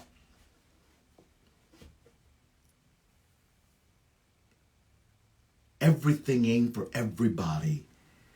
Every food ain't good to eat. Every meal ain't good to share with everybody. There's some people that I can sit with at a restaurant and spend $500 with.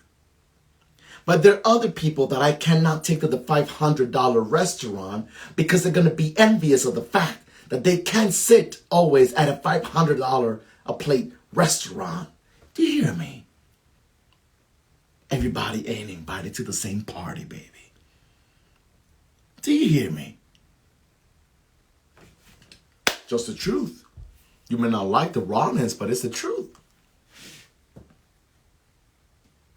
You all try to mix everything together. That's why the emperor will lose its seat. Do you hear me, Leo? Check your environment.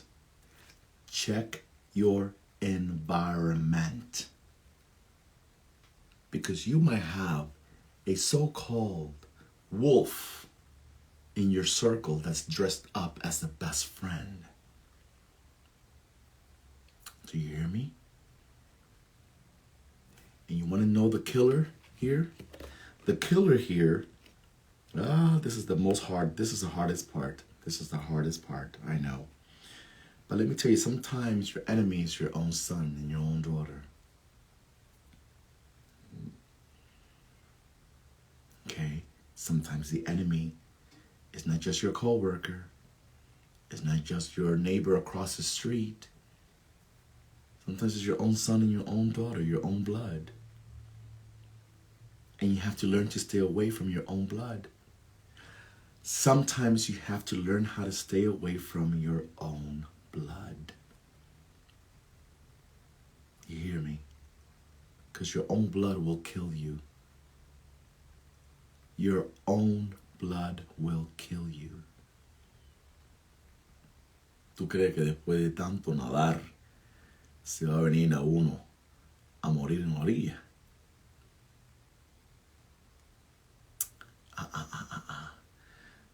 You know, there's a saying in Cuba, there's a saying that says, you know, after swimming so much, swimming and swimming and swimming and swimming and swimming and swimming, and you went deep dive and you went deep waters and you swim out, and you're going to come and you're going to die and succumb at the shore? You're going to come and die. After swimming all the way out there, you're going to come die over here at the shore? Oh, hell no. No, no, no, no, no, no. I don't think so. I don't think so. Wake up, Leo. Wake up. Check your environment. Check your environment. Virgo. Are there any Virgos in the house? Leo, that message was for you. Feel free to show your love, support, and your appreciation for Spirit's work via the donation tab is pinned down at the bottom of your screen. Where is Virgo? My fellow Virgorians, is Virgo in the house tonight? Virgo, Virgo, Virgo. Are you in the house tonight, Virgo? Are you in the house? I hope you all are really keeping notes on these downloads tonight, because they've been heavy. They've been heavy. They've been heavy as hell. They've been heavy as hell. Heavy. Your stellium is a oh my. Stellium in Virgo. Are there any Virgorians in the house tonight? Virgo sun, Virgo rising, Virgo moon, and you in the house tonight? These messages tonight have been off the chain. Lord Jesus. Oh, Hannah. My.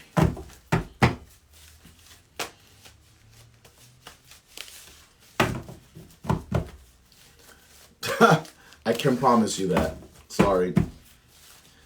Let's see what Virgo comes up with.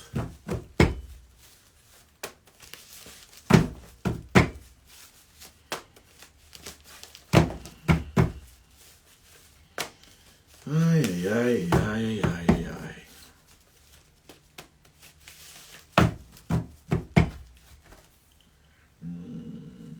Take a deep breath, Virgo.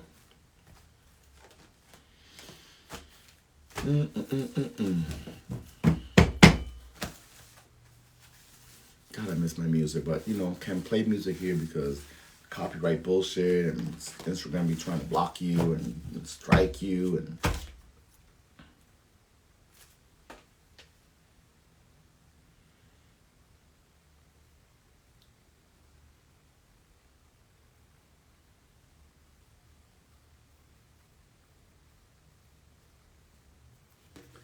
we got the Ace of Wands, Virgo.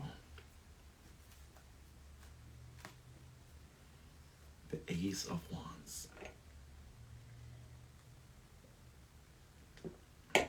I'll tell you this. Virgo, I'll tell you this.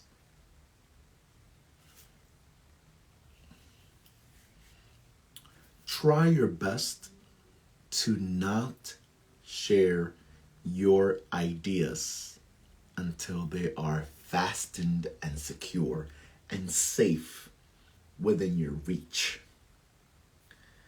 The same way Spirit tells Leo, not all meals are good for everyone. Not all meals are good to share with all your friends. Well, Virgo, not all ideas. Not all ideas are good to share with everyone until they are in your hands. This is a great card. It's a positive. When it's in its upper polarity, it's a very positive card. this definitely guarantees the fact that there is a beginning, there is a new phase, there is an opportunity to win, there is an opportunity to achieve, to manifest. There is a direct link between the Most High, the universe, God, Mother Earth, and you. And you've been, given ideas, creative ideas, some innovations, some new beginnings, but executing them tends to be a bitch sometimes. You either overshared, you either said it to too many people, you maybe invited too many people into the vision, into the plan, or you just simply told it to someone that fails to. See, the worst thing we could ever do is have a vision that God, Spirit, the universe, whatever God you profess to, God's Spirit gave to me, and I shared my vision, my idea, my creativity to someone that lacks creativity, to someone that doesn't have a vision, to someone that doesn't have a purpose. Because what they will attempt to do is they will sour my creativity. They will intoxicate my vision. They would try to discourage me. They would try to tell me how hard it is and how difficult. Of course it's motherfucking hard. Nothing really worthwhile is easy. So when you have somebody telling you, oh, well, I don't know how you're going to do that. That's going to be so hard. It was never meant to be easy.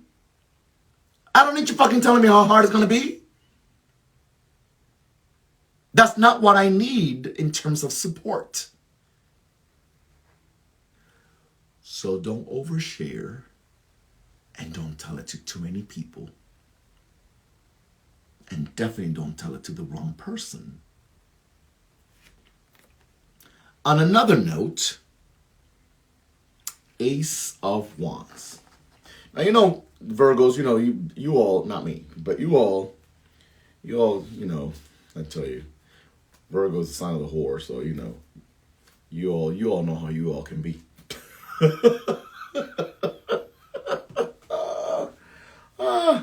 The sacred whore. But let me tell you something. On a serious note, there's something about your sexuality. This is serious now. There's something about your sexuality. And when I choose or use the word sexuality, I am not speaking about your sexual orientation, but I am speaking about, sex is an energy. I don't have time for all this right now, but let me tell you, sex is an energy. Sex is a vibration. People, especially in this Western society, only talks about sex in one context and one context alone, and it's usually in a derogatory, negative, shameful kind of way. But sex is a vibration. Sex is an energy. Without sex, you and I wouldn't be here. Without sex, the world wouldn't exist. Whether you believe in Adam and Eve or not, without sex, you and I would not be here. Because God knows. Shit, don't make me talk things that might be offensive to some of you all. Nobody came from no goddamn rib, okay? Nobody's rib turned into no human being, okay? Okay? The wand was put into the punani, and the punani and the wand got together, and they created something, and an egg fell, and the fallopian tube got, and something was created, okay? If it wasn't for sex, you and I would not be here. Not the greatest human being, not the worst human being, not any human being. No human being would be here if it wasn't for sex. Sex is an energy. It's a vibration. Okay? The stick and the punani had to do what it had to do in order for you and I to be here. Now, how we use it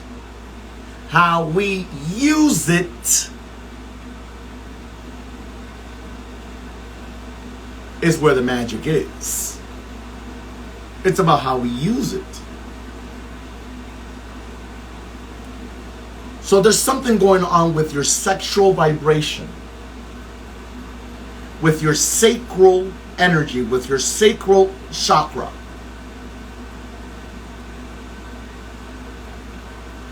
That needs to be activated, reactivated, healed, cleansed. Okay? This is serious, some serious shit going on here right now in terms of your sexual vibration. Why? Because an unhealed sexual vibration can be extremely toxic. That is then when we become the whores. That is then we, it can become excessive. Because we either fail to be cautious, fail to not take care of ourselves, fail to not protect our physical and spiritual body, or even when being extremely, truthfully monogamous, even when being, with one person and one person alone, you tend to not be fully present at the moment in time of any private, intimate, sexual encounter.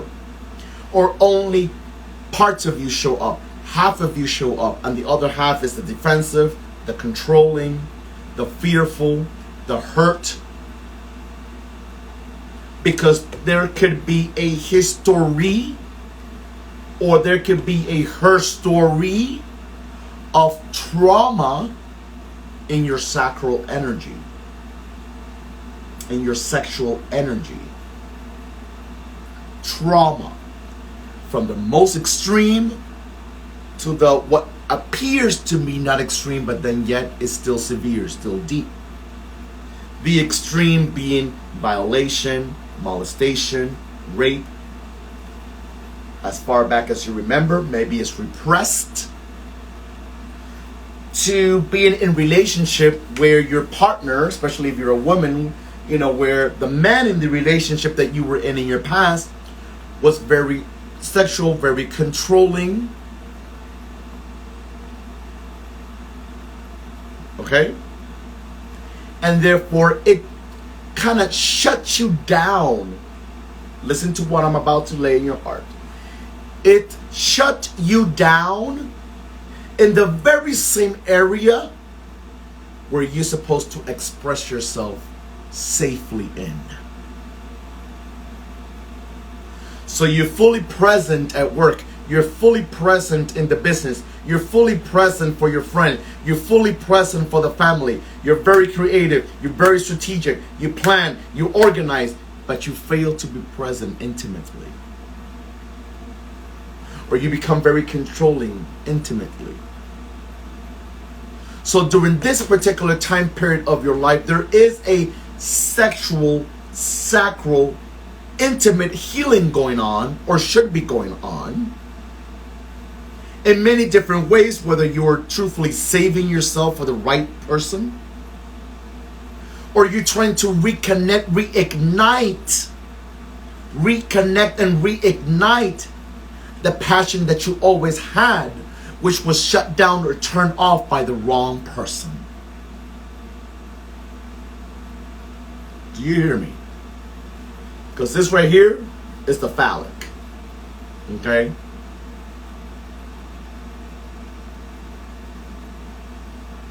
And even though it's a phallic, it doesn't matter if you're a woman, something here needs to grow in your intimacy. And it first needs to start with yourself. It first needs to start with yourself. In order for me to be able to be whole with someone else, I need to be whole with me. If I don't feel comfortable, if I don't know how to allow myself to go to certain levels with myself, there's no way someone else is going to take me there.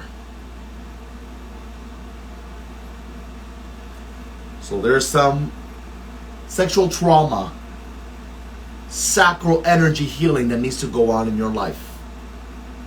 We need to talk, if you care to. Libra. There's Libra in the house. Libra sun, Libra rising, Libra moon, and you in the house tonight. Virgo, if that was for you, feel free to show your love, support. via the donation, just pinned down at the bottom of your screen, por favor.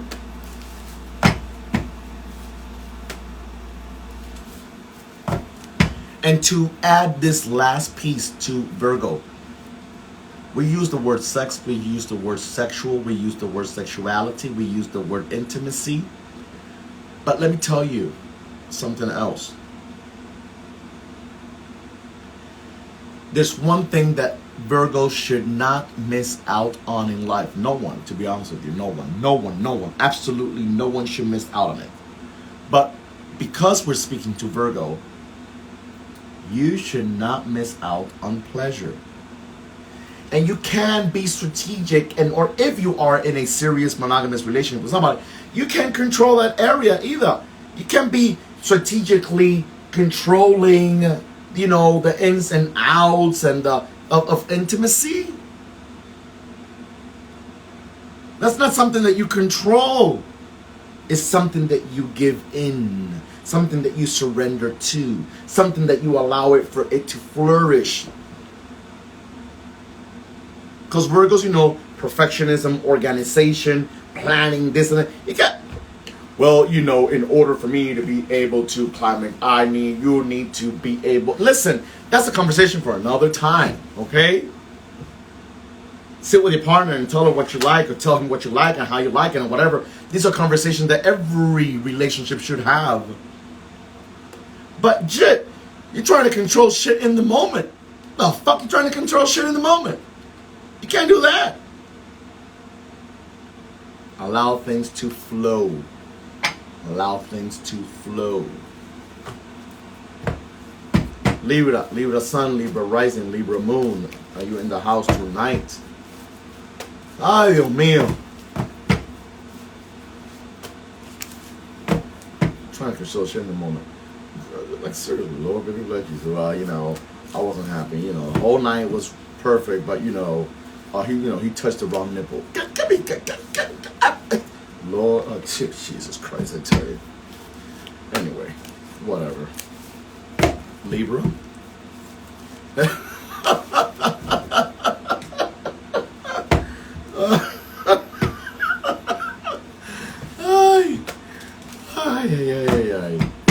Take a deep breath, Libra.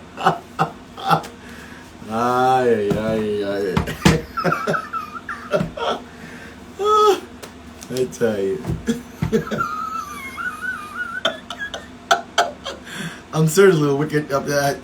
People be messed up.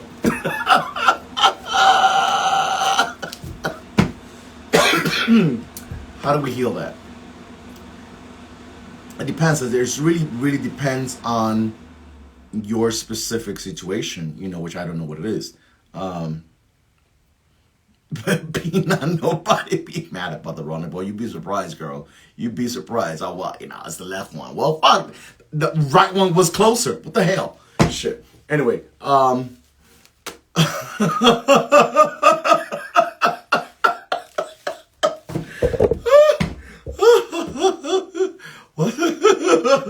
what's life without a little laughter?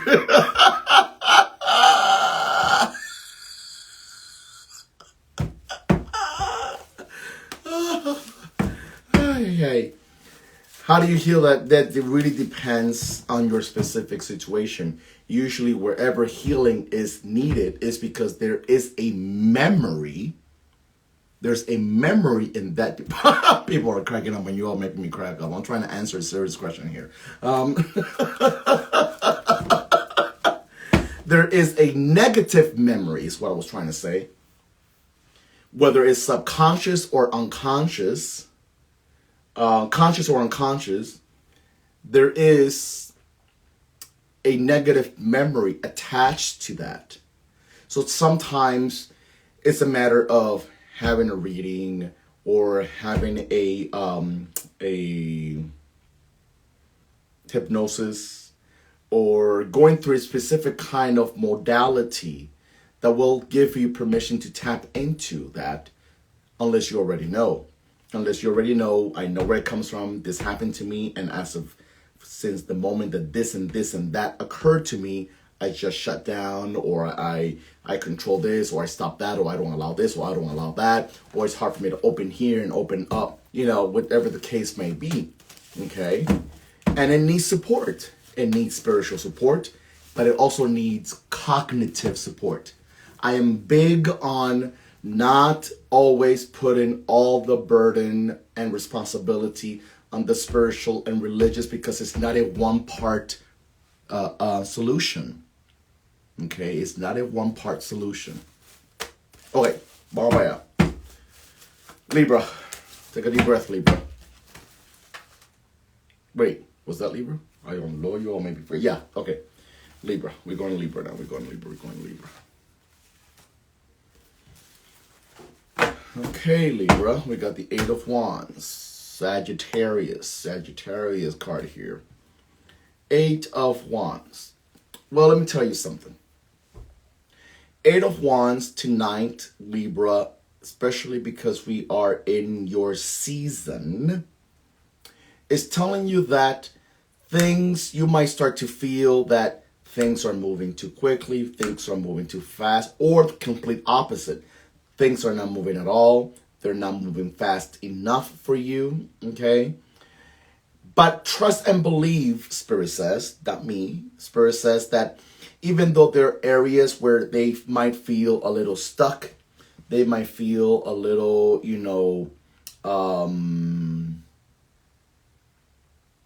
out of control, for lack of better words, things will open up. Things will evolve. Things will open up in your favor.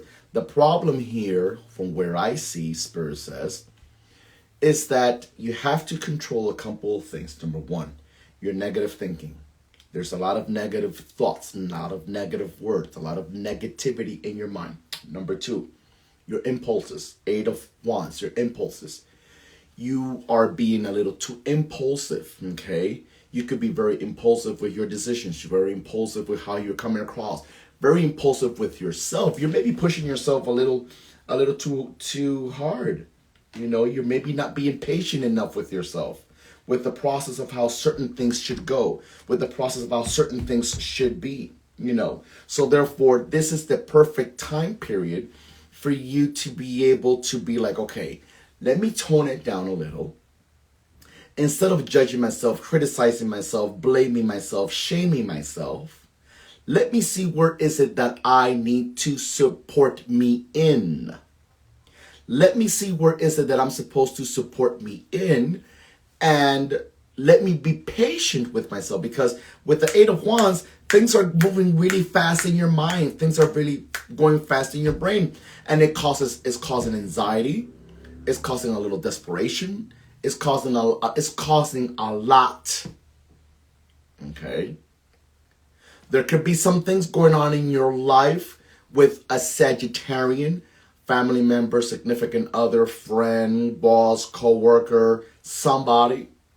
Or maybe you yourself have both Libran and Sagittarian placements in your chart, whichever the case may be. There needs to be balance, okay? There needs to be balance, because there's a lot of fire energy, Sag card, there's a lot of impulses. We want things now, we want things quickly, okay? That's what I'm currently feeling, okay? So what step are you going to take to change this? Continuing to worry about it, continuing to stress about it, continuing to fight yourself about it, continuing to get worked up about it, continuing to get upset about it is not going to help. This is making you want a reading. It was about time. It's about time. This is a moment in time. All jokes aside, in your dreams, all jokes aside, more than just a reading, you might want an insight reading with me. More than just a regular reading, try to look into an insight reading, okay? Anyway, I'm moving into my Aries North Node. I'm wondering, could that also be the impulsivity? Of course, most definitely. Most definitely. But because you're moving into your Aries North Node, it's signifying your new beginning, your new start, where you're aiming at. We call it our North Node, right? In your case, it says it's pointing towards Aries. Well, what you and I and everybody, regardless of which sign we're in, we need to come into alignment with our northern star. With our northern star. Okay? With our northern star. How can we become our northern star? The one that guides us forward and up. Forward and up. Libra, this is not a time period for you to waste time with people that don't know shit about what they want.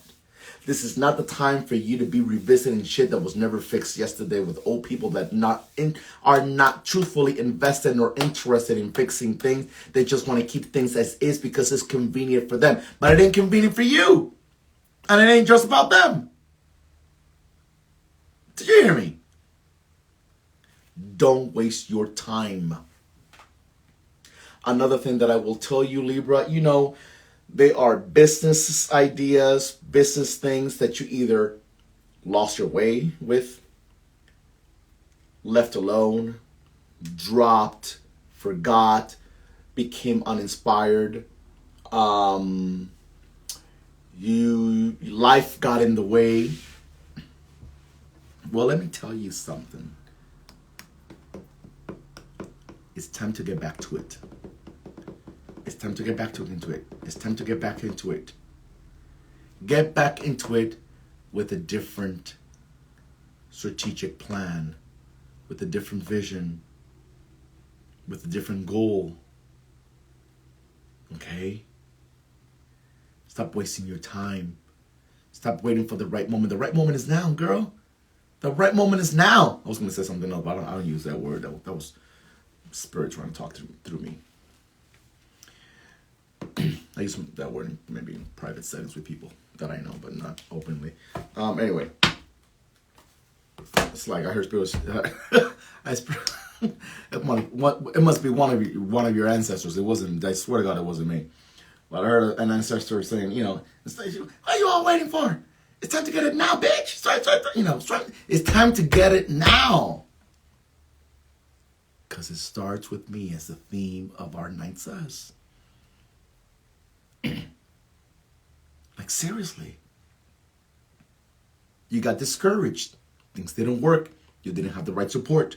You weren't around the same people. You weren't around the right people. It all is acceptable. What is completely unacceptable is for you to leave it abandoned. You have abandoned the download, the creativity that your own ancestors and spirit guides gave you a long time ago. You listening? It was a great idea at the moment, but you abandoned it because of challenges. And this ain't no time to be wasting time. You didn't have the right support. You weren't in the right relationship. You weren't in the right... But what about now? What the fuck you doing now? What are you doing now about it?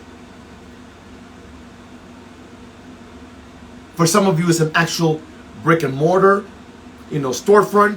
For some of your asses, it's an online shit. But you've lost your way. You have surrendered to a job. And it doesn't start with blow.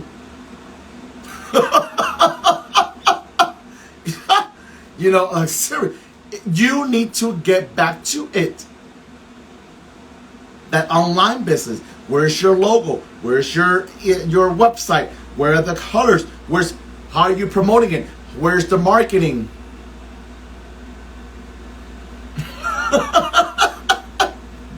I'm telling you, spirits and enjoy. Lord, certain spirits, when they get close to me, it's just too much. Anyway, it's time. It's really time.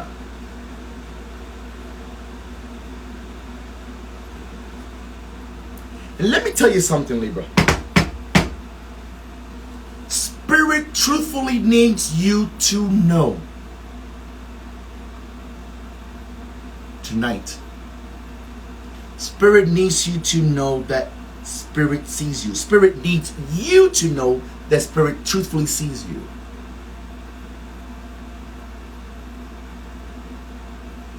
It validates you for your sacrifices. It validates you for everything that you are burdened with. It validates you for all that you're carrying. It validates you. It validates you for the fact that it's difficult to keep the balance between motherhood, professional life, job, creativity, family, bills. It validates you. You're maybe that mother, or you're maybe that parent, that father that has a special needs child that needs special undivided attention, while you also need to invest your time into creating a business, into creating a legacy that you can leave behind in case you're not here tomorrow.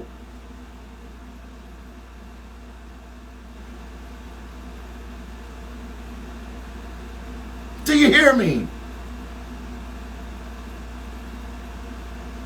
But every burden that you can speak to me about, it's not a good enough burden for you to give up on your vision. Every burden that you can speak to me about ain't good enough for you to give up on your vision.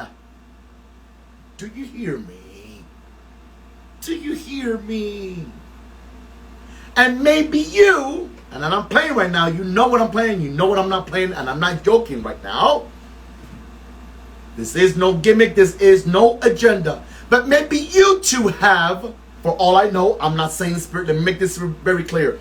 This is what I'm about to say, I'm not hearing it from Spirit. I'm telling you this. I'm just throwing it out there. For all I know, maybe you too carry a history of people in your DNA, in your bloodline, that start shit that never gets done, never gets finished. You never finish stuff. Even when you have true, justifiable excuses, it doesn't change the fact that at the end of the day, the bottom line is it doesn't get done. It doesn't get accomplished. It doesn't get finished. And that's the part that we have to change. That's the history that we have to break free from. That's the pattern that we have to break free from.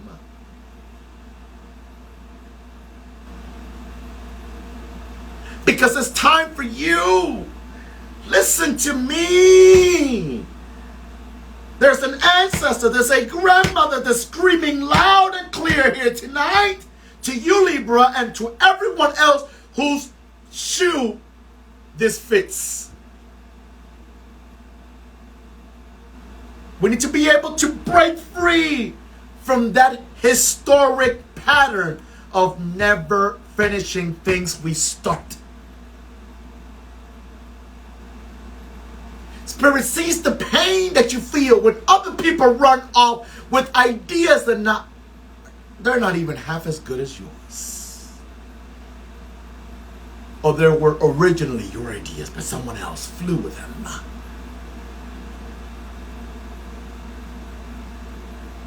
Why is it that you always get the short end of the stick?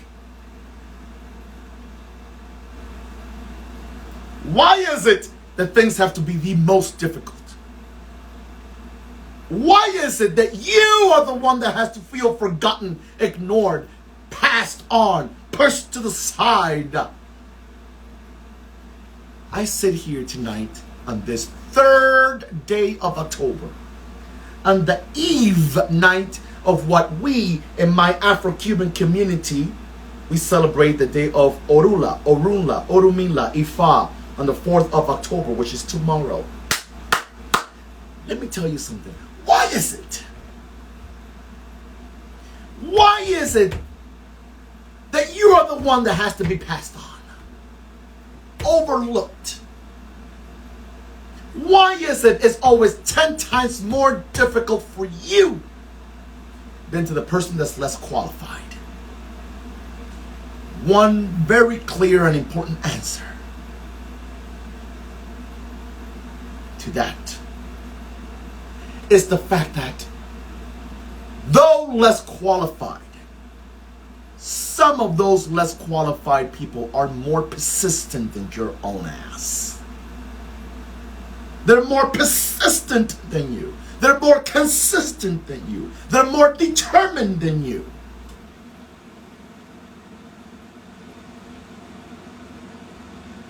So it's time for you to reconnect. Stop worrying about who got ahead and worry about how you're going to catch up, not with nobody, but you're going to catch up with yourself. Do you hear me? Do you hear me? Do you hear me? Let's not even talk about the fact that some of us have burdens, energetic burdens, spiritual burdens, hovering over our head, of people in our past, of exes in our past, of family members in our history that said, he will never be anything, she will never be anything, she's just going to be like her mama, he's just going to be like his daddy. Fuck them and all of them. Fuck them good up the ass, but with action. I said what I said, and I ain't going to say sorry. Fuck them really good up the ass, but with action, with results. Results. Results. And results can only arrive when we are consistent, when we are determined, not when your ass is reactive. You have too much reactivity going on in your life. You're over the edge, you're reactive, you're edgy, you're moody, you're confused, you're everything but what you're supposed to be. And that needs to change. Do you hear me, Libra?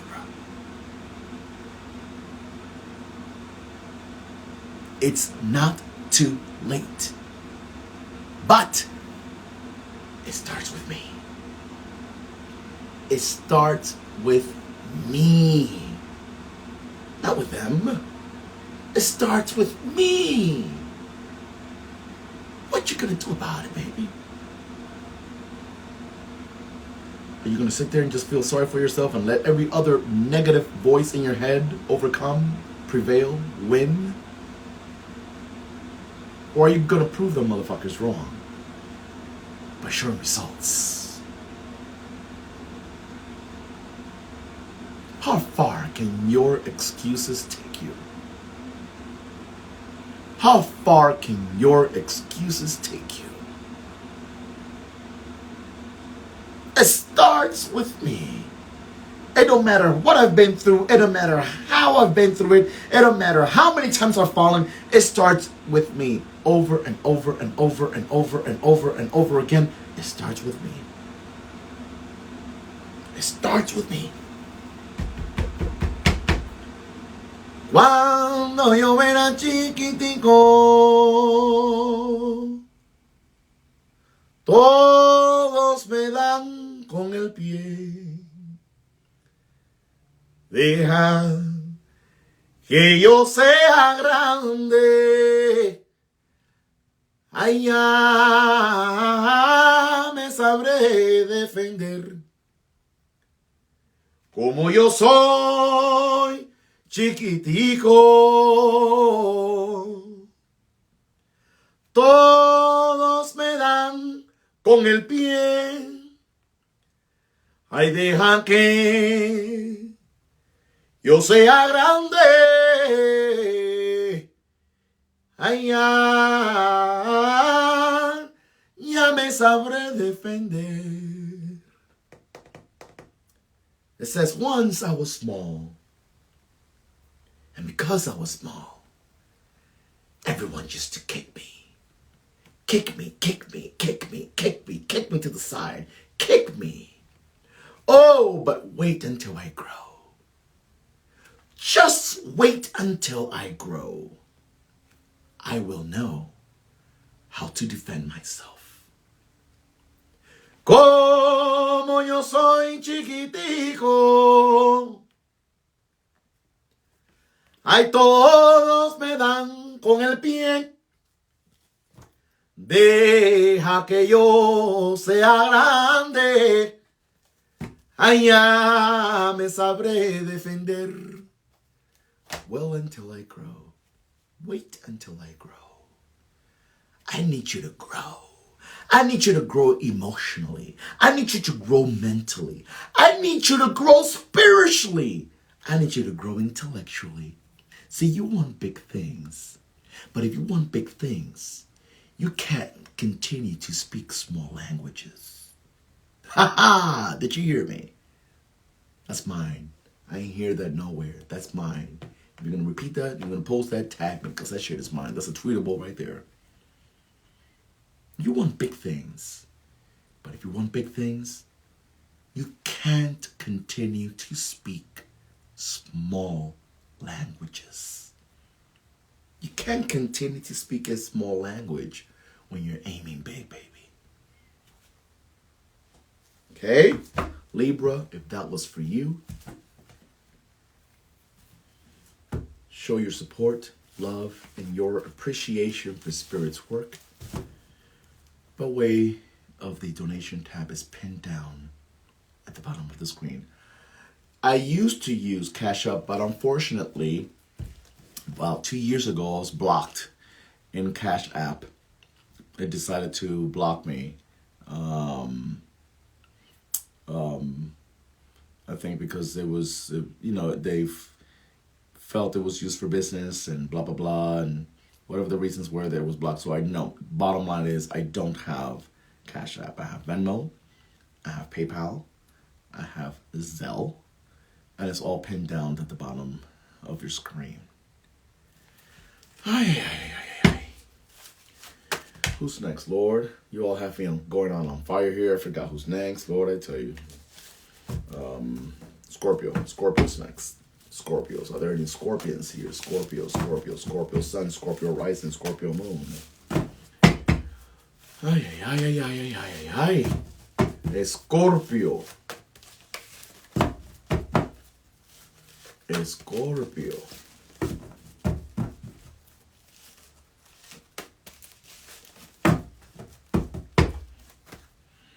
Take a deep breath, Scorpio.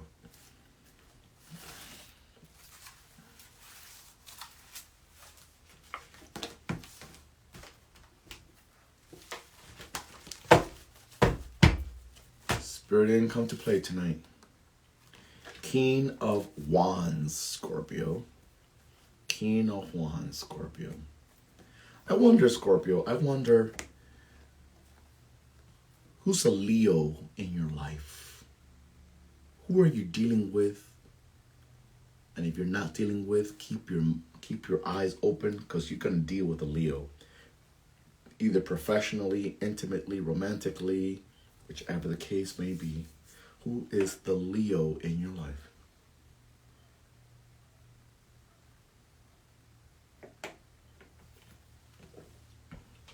Okay, Scorpio.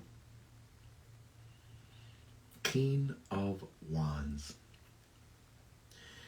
It is time to manifest, manifest, manifest, manifest, manifest, manifest, manifest. It's time to manifest. But in order for you to be able to manifest, sometimes there needs to be balance. There needs to be a balance between how tough and hard I can be versus how much I give myself permission to enjoy my life, my moment, my environment. You can't continue to do and not enjoy your life, not enjoy certain moments. The King of Wands also understand that he's able to be the king because he was able to understand what his boundaries were. He found out the hard way though, but he was able to understand what his boundaries were. You can't live your mama's life. Hell, you can't even live your own child's life. So why continue to try to do it? You cannot live your mama's life. You can live your own child's life. You can live your significant other's life. You have to live your own.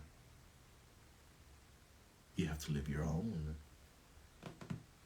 So what's it going to take in order for you to, yes, manifest, but enjoy what you manifest. Enjoy what you work on. Enjoy what you bring in.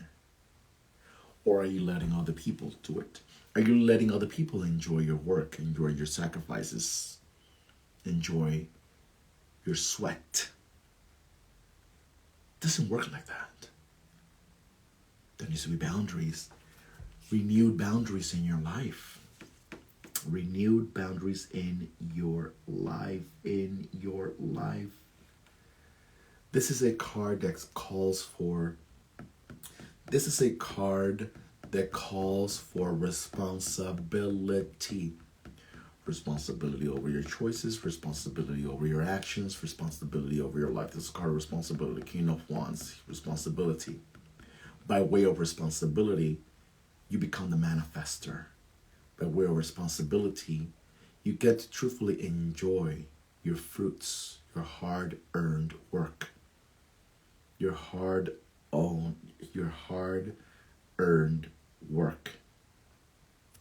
On another note, King of Wands, Queen of Wands, they all talk about your intuitive vibration, your intuitive nature, your intuition, your spiritual download, your spiritual connection. So if something feels blocked in that department, you need to work to remove that block.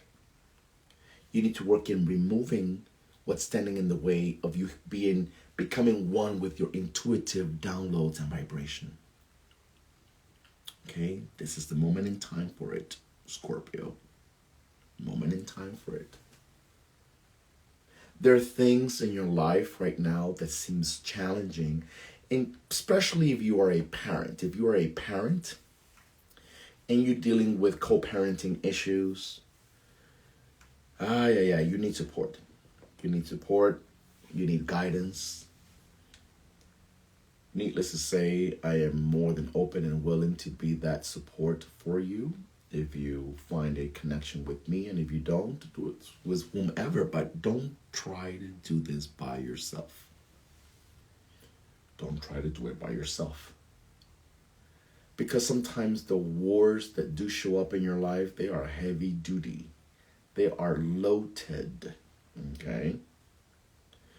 Spirit is asking for balance and for an open way of channel with your spirituality, with your spiritual practice. What kind of guidance and support are you receiving in that department? Or are you attempting to do it alone? A king does not become a king by trying to do everything alone. It's impossible. You can't continue to try to do everything alone by yourself. Okay? It's okay to receive support. And sometimes co-parenting with a narcissist, that's difficult. It's difficult. It is difficult, but you don't have to do it alone. And you don't have to respond or react to the narcissistic, controlling, manipulative tendencies of anyone. So you need professional support, but you also need spiritual support. Okay? Get to it. Sagittarius. Is Sagittarius in the house tonight? Scorpio, if that was for you, feel free to show your love, support, and love by way of the donation, and all the information about that is pinned down at the bottom of your screen. Okay. Sagittario, Sag, are you in the house tonight? Sag Sun, Sag Moon, Sag Rising. Are you in the casa tonight? As I shuffle here for Sagittarius,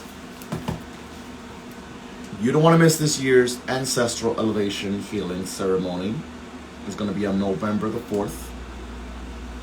November the 4th For any and all information regarding the Ancestral Elevation Healing Ceremony, click the link in my bio and go down to the tab that says Ancestral Healing, Ancestral Elevation. Okay? So get to it. Because you don't want to miss it. It is right now at a discounted rate for the time being, but it will go up.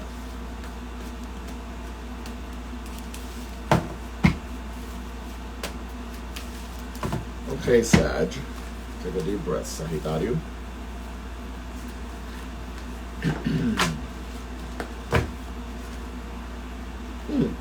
Kings are showing up. King of Cups.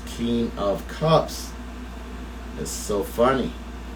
We just spoke to Scorpio, and this is part Scorpio card in part.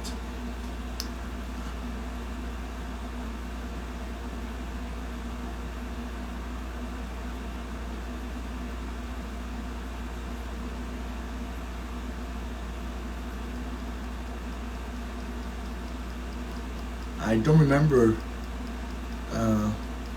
what was mentioned in the last Tarot Tuesday. You say you DM me? I have so many DMs, it's not even funny. If it's not too much to ask, hija de la diáspora, send me another DM. I'll make sure to see it tonight, and will respond back to you. Okay? Santo, blessings to my godchildren that are on here. King of Cups. Well, what's going on in your subconscious mind? Something is going on in your subconscious mind. Something is going down in your subconscious mind. And what I mean by this is, have you ever been in a situation where you try to do your best and for some reason, unbeknownst to you, you have truthfully the foggiest idea as to what the hell is not allowing you to prosper. And you're trying your best to try to wrap your head around what's standing in the way, what's blocking you, what's interfering with the blessing. Well, at times, the reason that you can't seem to understand or know what's really hiding behind the shadows, what's hiding in the shadows, is because it's in the shadows. In this particular case, it's in your subconscious mind. And because it's in your subconscious mind, it's not allowing things to surface. Precisely why, when in this kind of situation, this is why we need spiritual guidance, we need that spiritual reading, we need to make the investment in ourselves, okay? Because if I try to do this and it's not working, I try to do that and it's not working, I try to do too much and it's not working, something is going on that my naked eye cannot see. Something is going on at a deeper level that needs to be unearthed. And more often than not, we can't do this by ourselves. Okay? Some of us say, well, I've tried here, I've tried there, I've tried with this person and I've tried with that person. Let me tell you something. I have to continue trying. Regardless of who I've been to, who I'm going to, I have to continue trying. You know why? Because it's my life. And no one is going through it but me. No one is going through my life but me. And only I have the answer. Only I have the key. Only I can do for me what no one else can. So I cannot cease to stop trying. I can't stop trying. I have to do whatever it takes. Remember when many Tarot Tuesdays ago, I can't remember how far back, Spirit, in one of the themes for Tarot Tuesday, that was the theme, whatever it takes. Whatever it takes. Whatever it takes to overcome the obstacle. Whatever it takes to overcome the issue. Whatever it takes for me to get out of this continuous depression. Whatever it takes for me to break free from what's holding me back from prosperity. Whatever it takes for me to save myself from the ugly memories of what hurts me so much. Whatever it takes. You can't stop trying. The King of Cups. When you feel overwhelmed, when you feel exhausted, when you feel emotionally taxed, you succumb. You succumb to addictive behaviors. You succumb to alcohol. You succumb to frustration. You succumb to overspending. You succumb to overeating. You succumb to behavioral characteristics that are not so positive. The only one that's hurting is you. The only one that's hurting is you. And you jump from this relationship to the next relationship, to the next relationship, to the next relationship, looking for something that you have failed to find within yourself. Or you jump from this job into that job, or you stay stuck too long in one job, or you stay stuck too long in one relationship because you haven't found yourself. Something is hiding in your memory bank. Something is hiding in your subconscious mind. Something occurred, happened, something went down when you were in your mother's womb. You know, some of you are going through things right now in your life as a result of what went down in your mother's life when she was pregnant with you.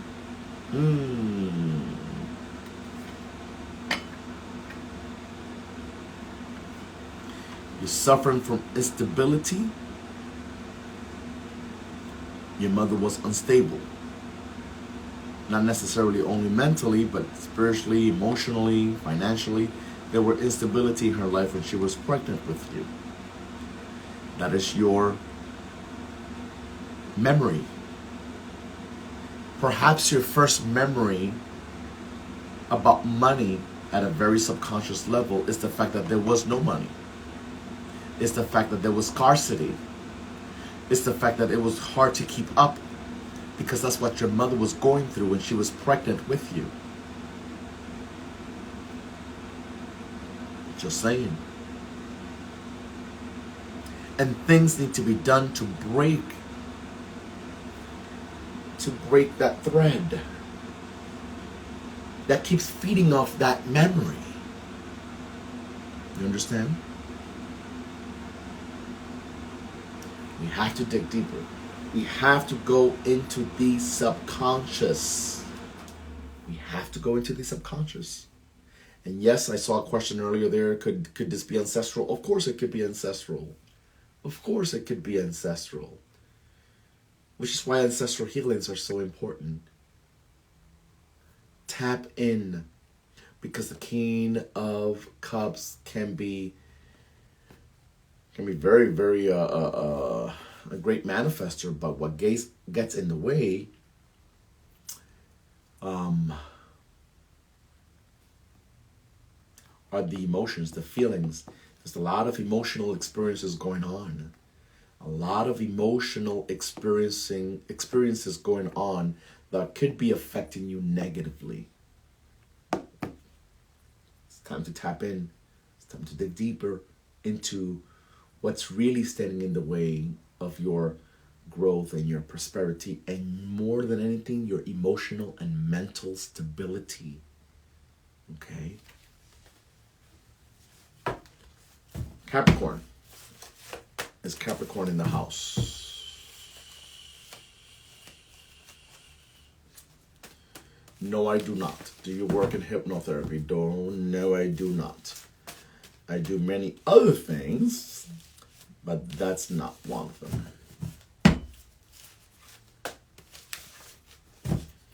Is Capricorn in the house? Presente, says I have poetry.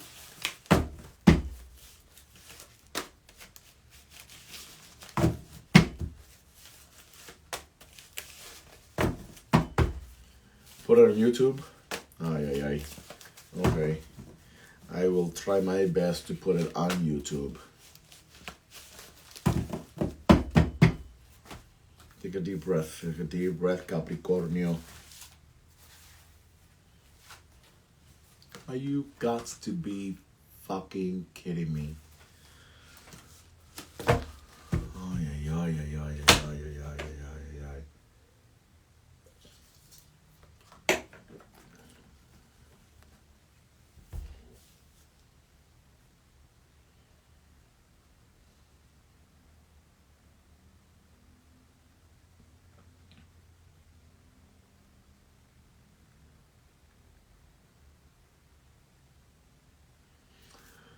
Yeah, Wall is right.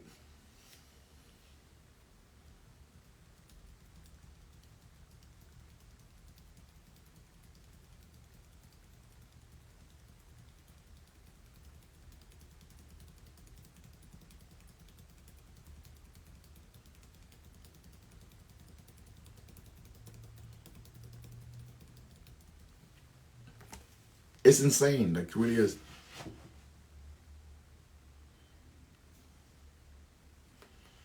King of Cups back to back. My. I'm gonna go in a different direction right now, though.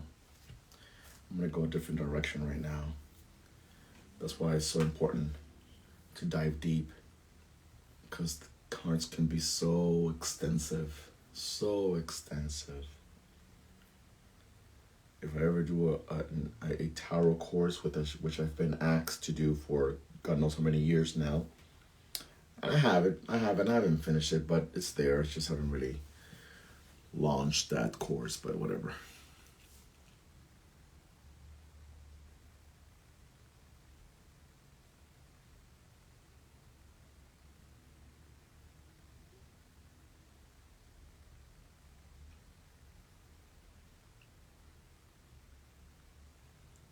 Capricorn. For the second time back to back. First for Scorpio and now for Capricorn. King of Cups.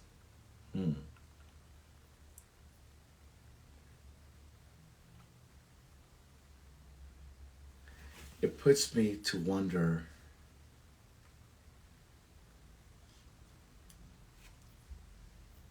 what Scorpion person you're dealing with. Okay.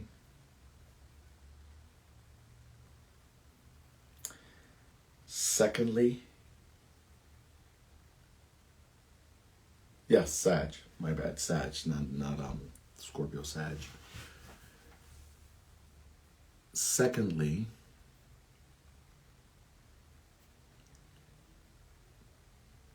somewhere back there with another card, the Ace of Wands, I remember.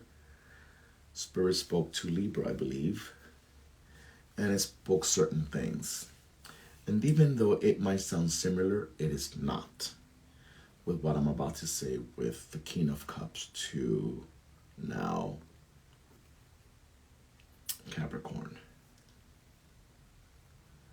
And that is, King of Cups also deals with one's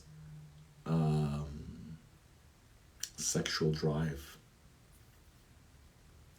But in this particular case, one's sex drive is not just exclusive to the actual physical act of sex. Virgo, yes, thank you. But more so to the creative aspect, the creative aspect, the creative vibration of one's sex drive.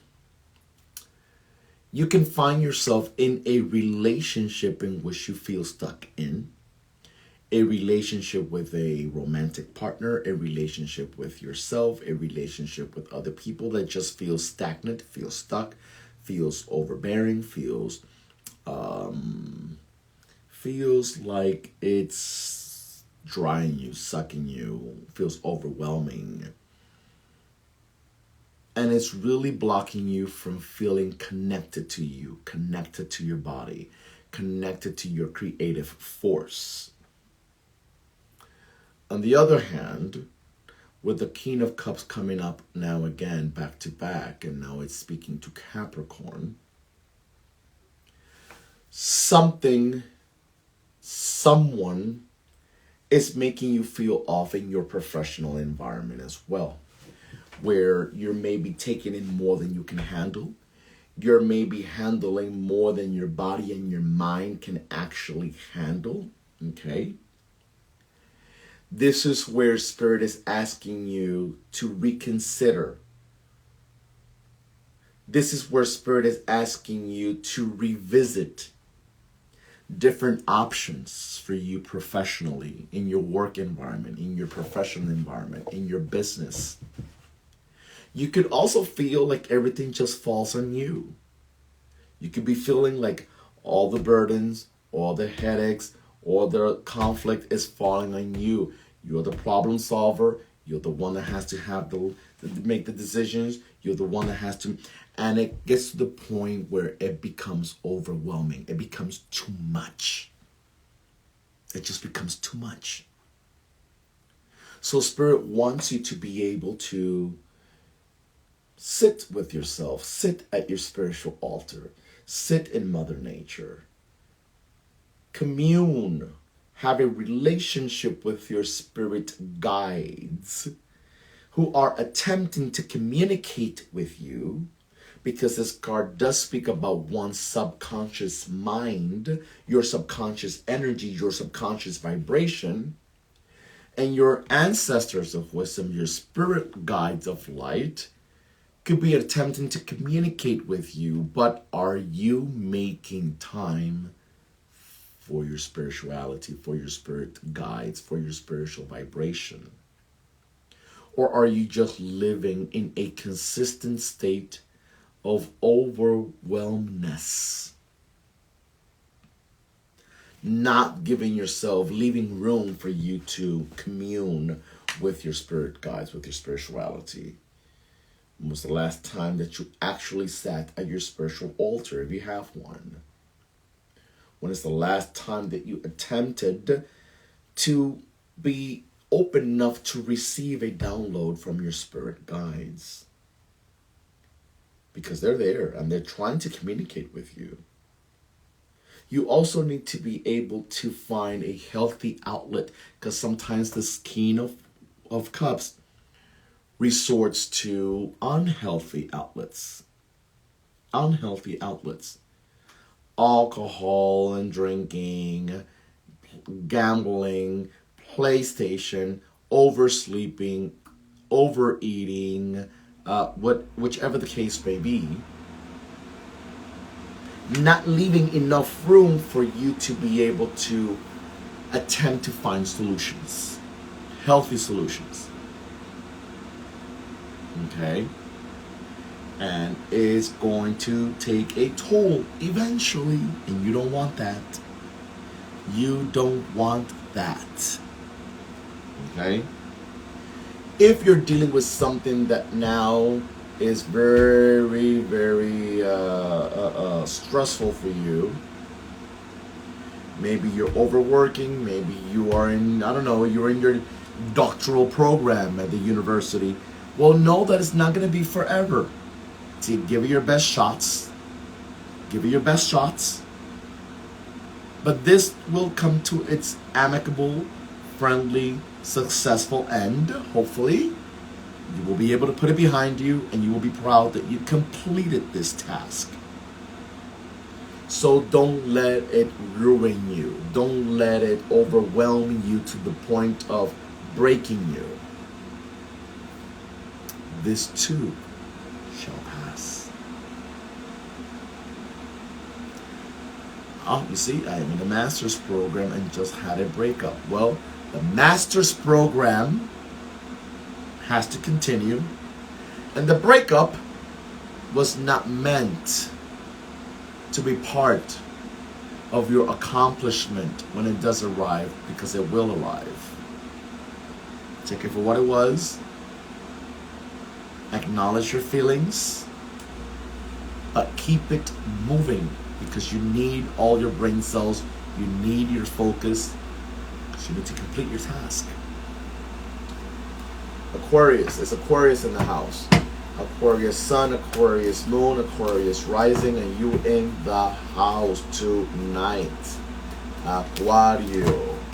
Take a deep breath, Aquarius. Take a deep breath. What in the black Jesus going on? We had the King of Wands, we have the King of Cups, and now we have the King of Swords. Aquarius, the King of Swords. You have a responsibility. I'm going to lay it down nice and sweet, because this card is not as complicated. You have a mission, and that mission is to discover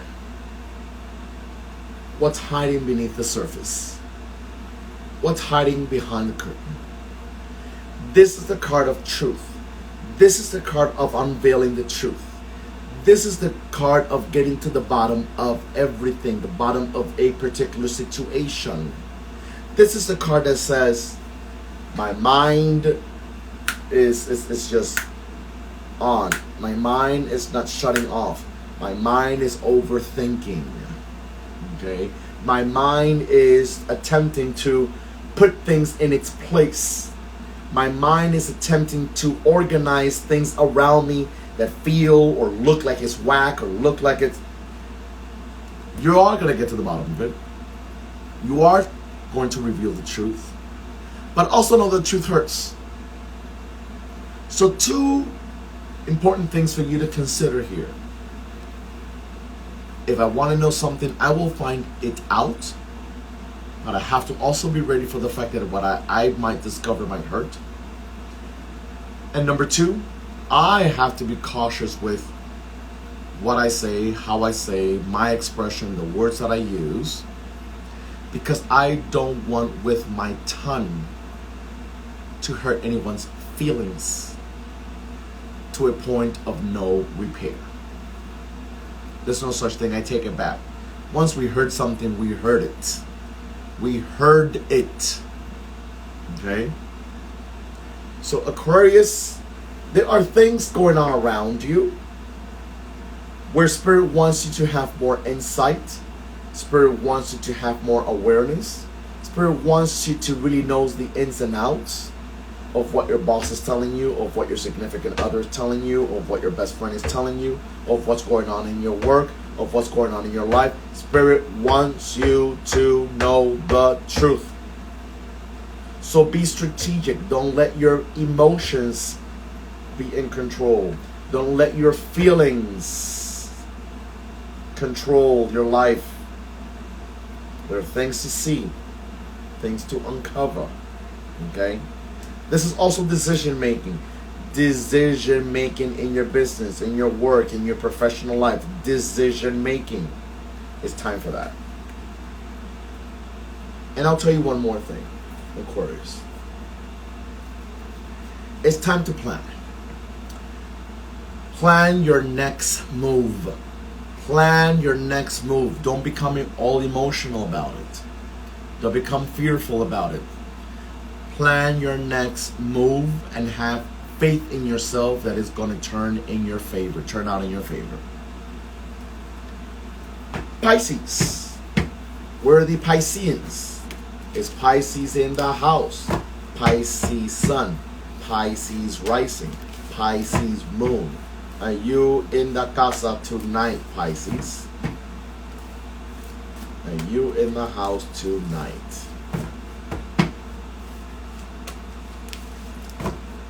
Pisces.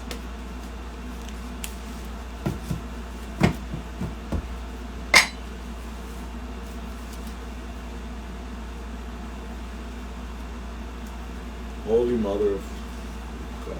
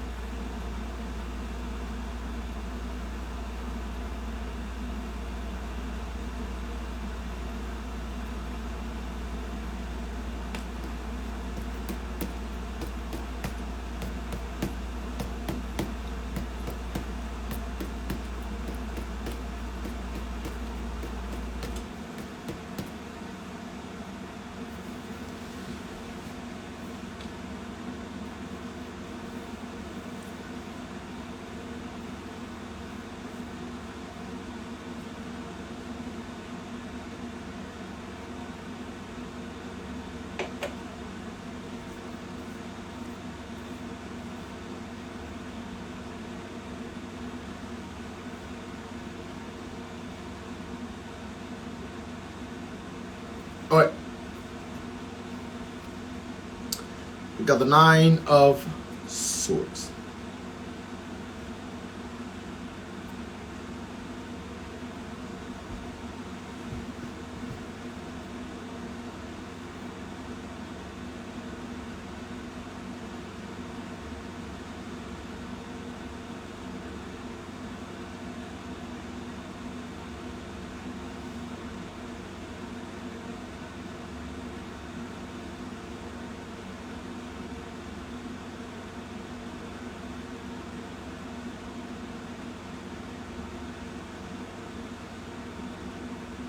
All right.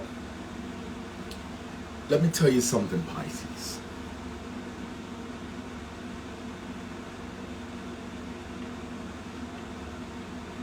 Don't let this scare you. With me, it's never, ever, ever.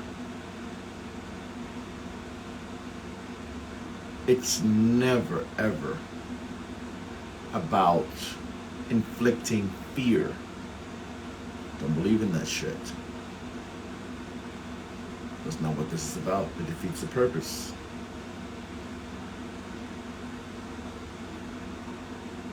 But let me tell you something.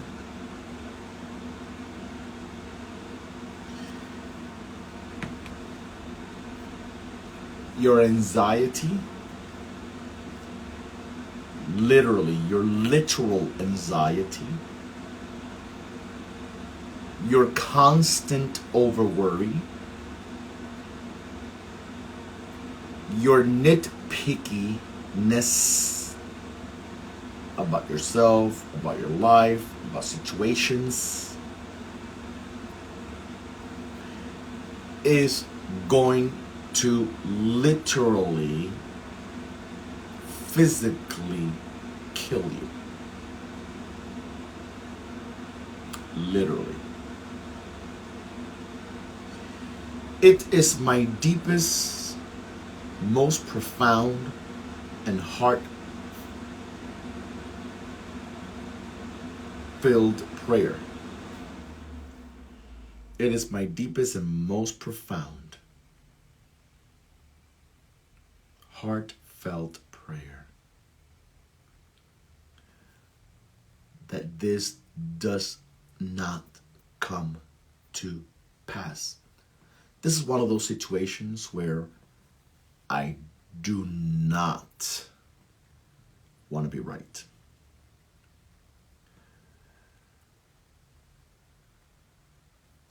But if you are not in control of your anxiety, if you're not in control of the speed in your brain, in your mind, it will then be in control of you. When humans allow anxiety to be in control of them, it then becomes in control of a person's body.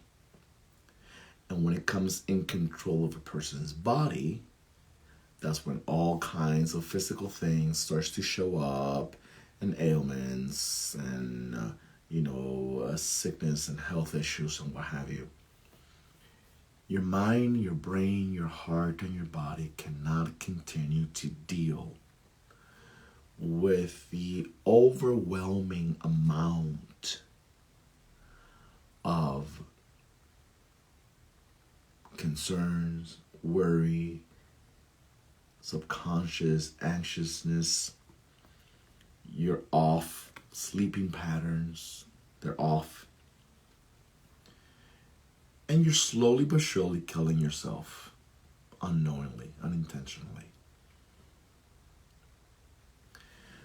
So I will tell you this with a 9 of Swords. And even though this is not going to resolve your issues and your concerns and your worries, I need you to take this to the heart. Once upon a time, a long time ago, one of my elders taught me that what's going to happen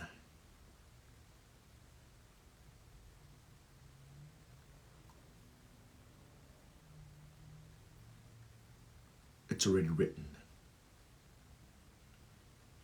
What's ahead of us is already written.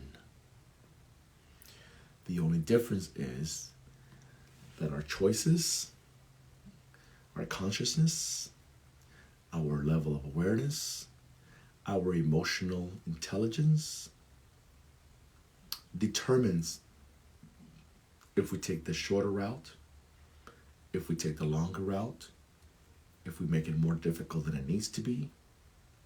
But it's already written. So regardless of how much you drive yourself crazy about the unknown, about what it will be, what it should be, what it could be, what it was, what it should have been, it's not going to change the fact that it's already written. What you should be doing is redirecting all this anxiety, all this stressful energy. You should be redirecting it towards better outcomes, other positive solutions, redirecting it into a different avenue of positive results. But you cannot wallow in the unknown. Your body's going to take a hit and you're not going to like it. Your body's going to take a hit and it's only going to set you back. So I don't know if you need a guru. I don't know if you need a babalao. I don't know if you need a palero. I don't know if you need Jesus. I don't know who the fuck you need. But whatever you need, as long as it takes you to where you should be, go for it. Don't sit there allowing your brain, your mind to take over in a negative way. The things that you feel so overly stressed and concerned about now has a positive outcome, has a positive solution. But you need to be in a better, deeper relationship with your spirituality, with your spirit guides, with your body, with your ancestors. And it's time for you to be able to free some space some internal space within your body, because it's a lot. You need you. You think you need many things, many things, many things, many things, many things. And those things may be needed, desired, wanted. But it does not come before you. None of it comes before you. You need you. Because without you in your own life, nothing else works. It doesn't. So I need you to ground yourself.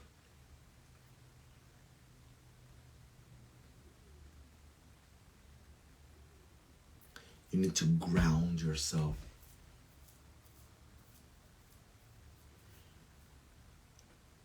You need to become one with you.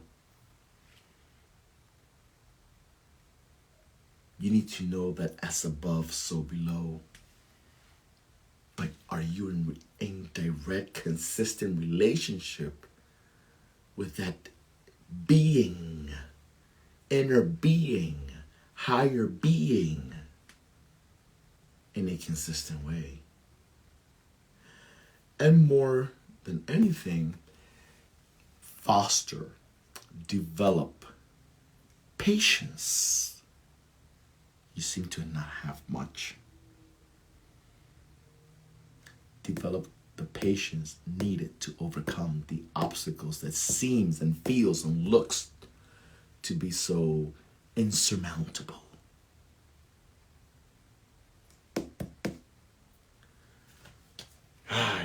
It ain't worth it. One's health and well-being is not worth it. My soul family, it's been a night. It's been that kind of night. It's been a night of a night. Lord Jesus, it's been a night. But it is my deep prayer that tonight's messages have flown in a way that allows you to feel more empowered, that allows you to feel more connected, that allows you to become your truest and highest and best self.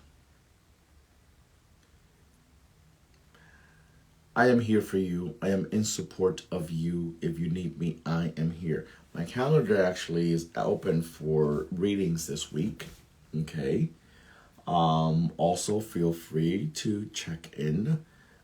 Check the link in my bio for the upcoming Ancestral Elevation Healing Ceremony. It's going to be on November the 4th in the honor of All Souls Day. Many of you need it. In my opinion, all of us needs it, to be honest with you, because there's a lot of behavioral, mental, emotional, spiritual patterns that we need to cut free from, that we need to elevate, that we need to give light to. So it would be a good thing for you to look into that. Okay. How does one join if oh Lord, baby black Jesus? That is a really big question with a big, huge answer that I'd be more than willing to share my 2 little cents on that. Just reach out. Okay. Have a great rest of your evening, my soul family. This is all that I am able to give out tonight. So have a blessed rest of your evening. More than anything, be safe for the rest of this week. And know that it starts with you. It only starts with you. Over and out.